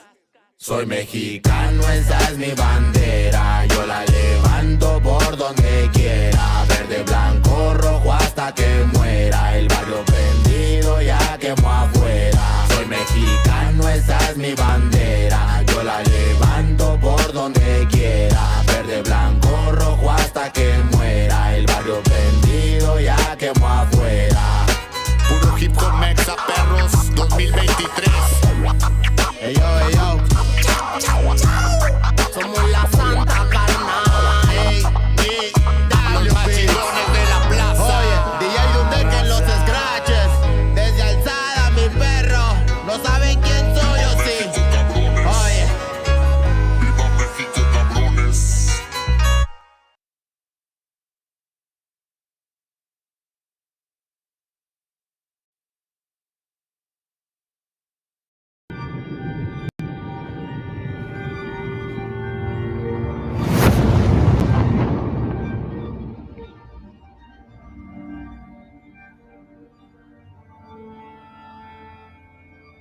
Ical, hijo, abre los ojos.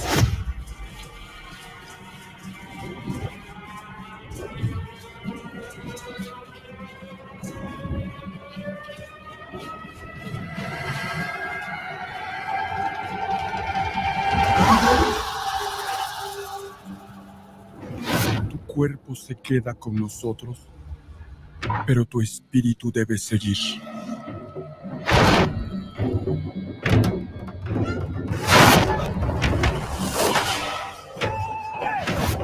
Busca la luz. Aléjate de las sombras. Deja que nuestro dolor sea tu fuerza. Desde aquí iluminamos tu camino.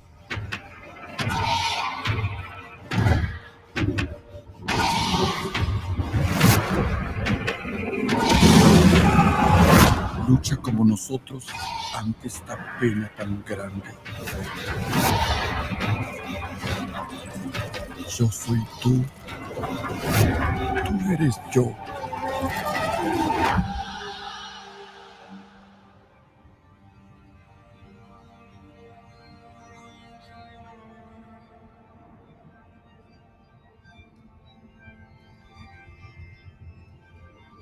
La muerte que hoy nos separa, mañana volverá a unirnos. Eres libre, hijo.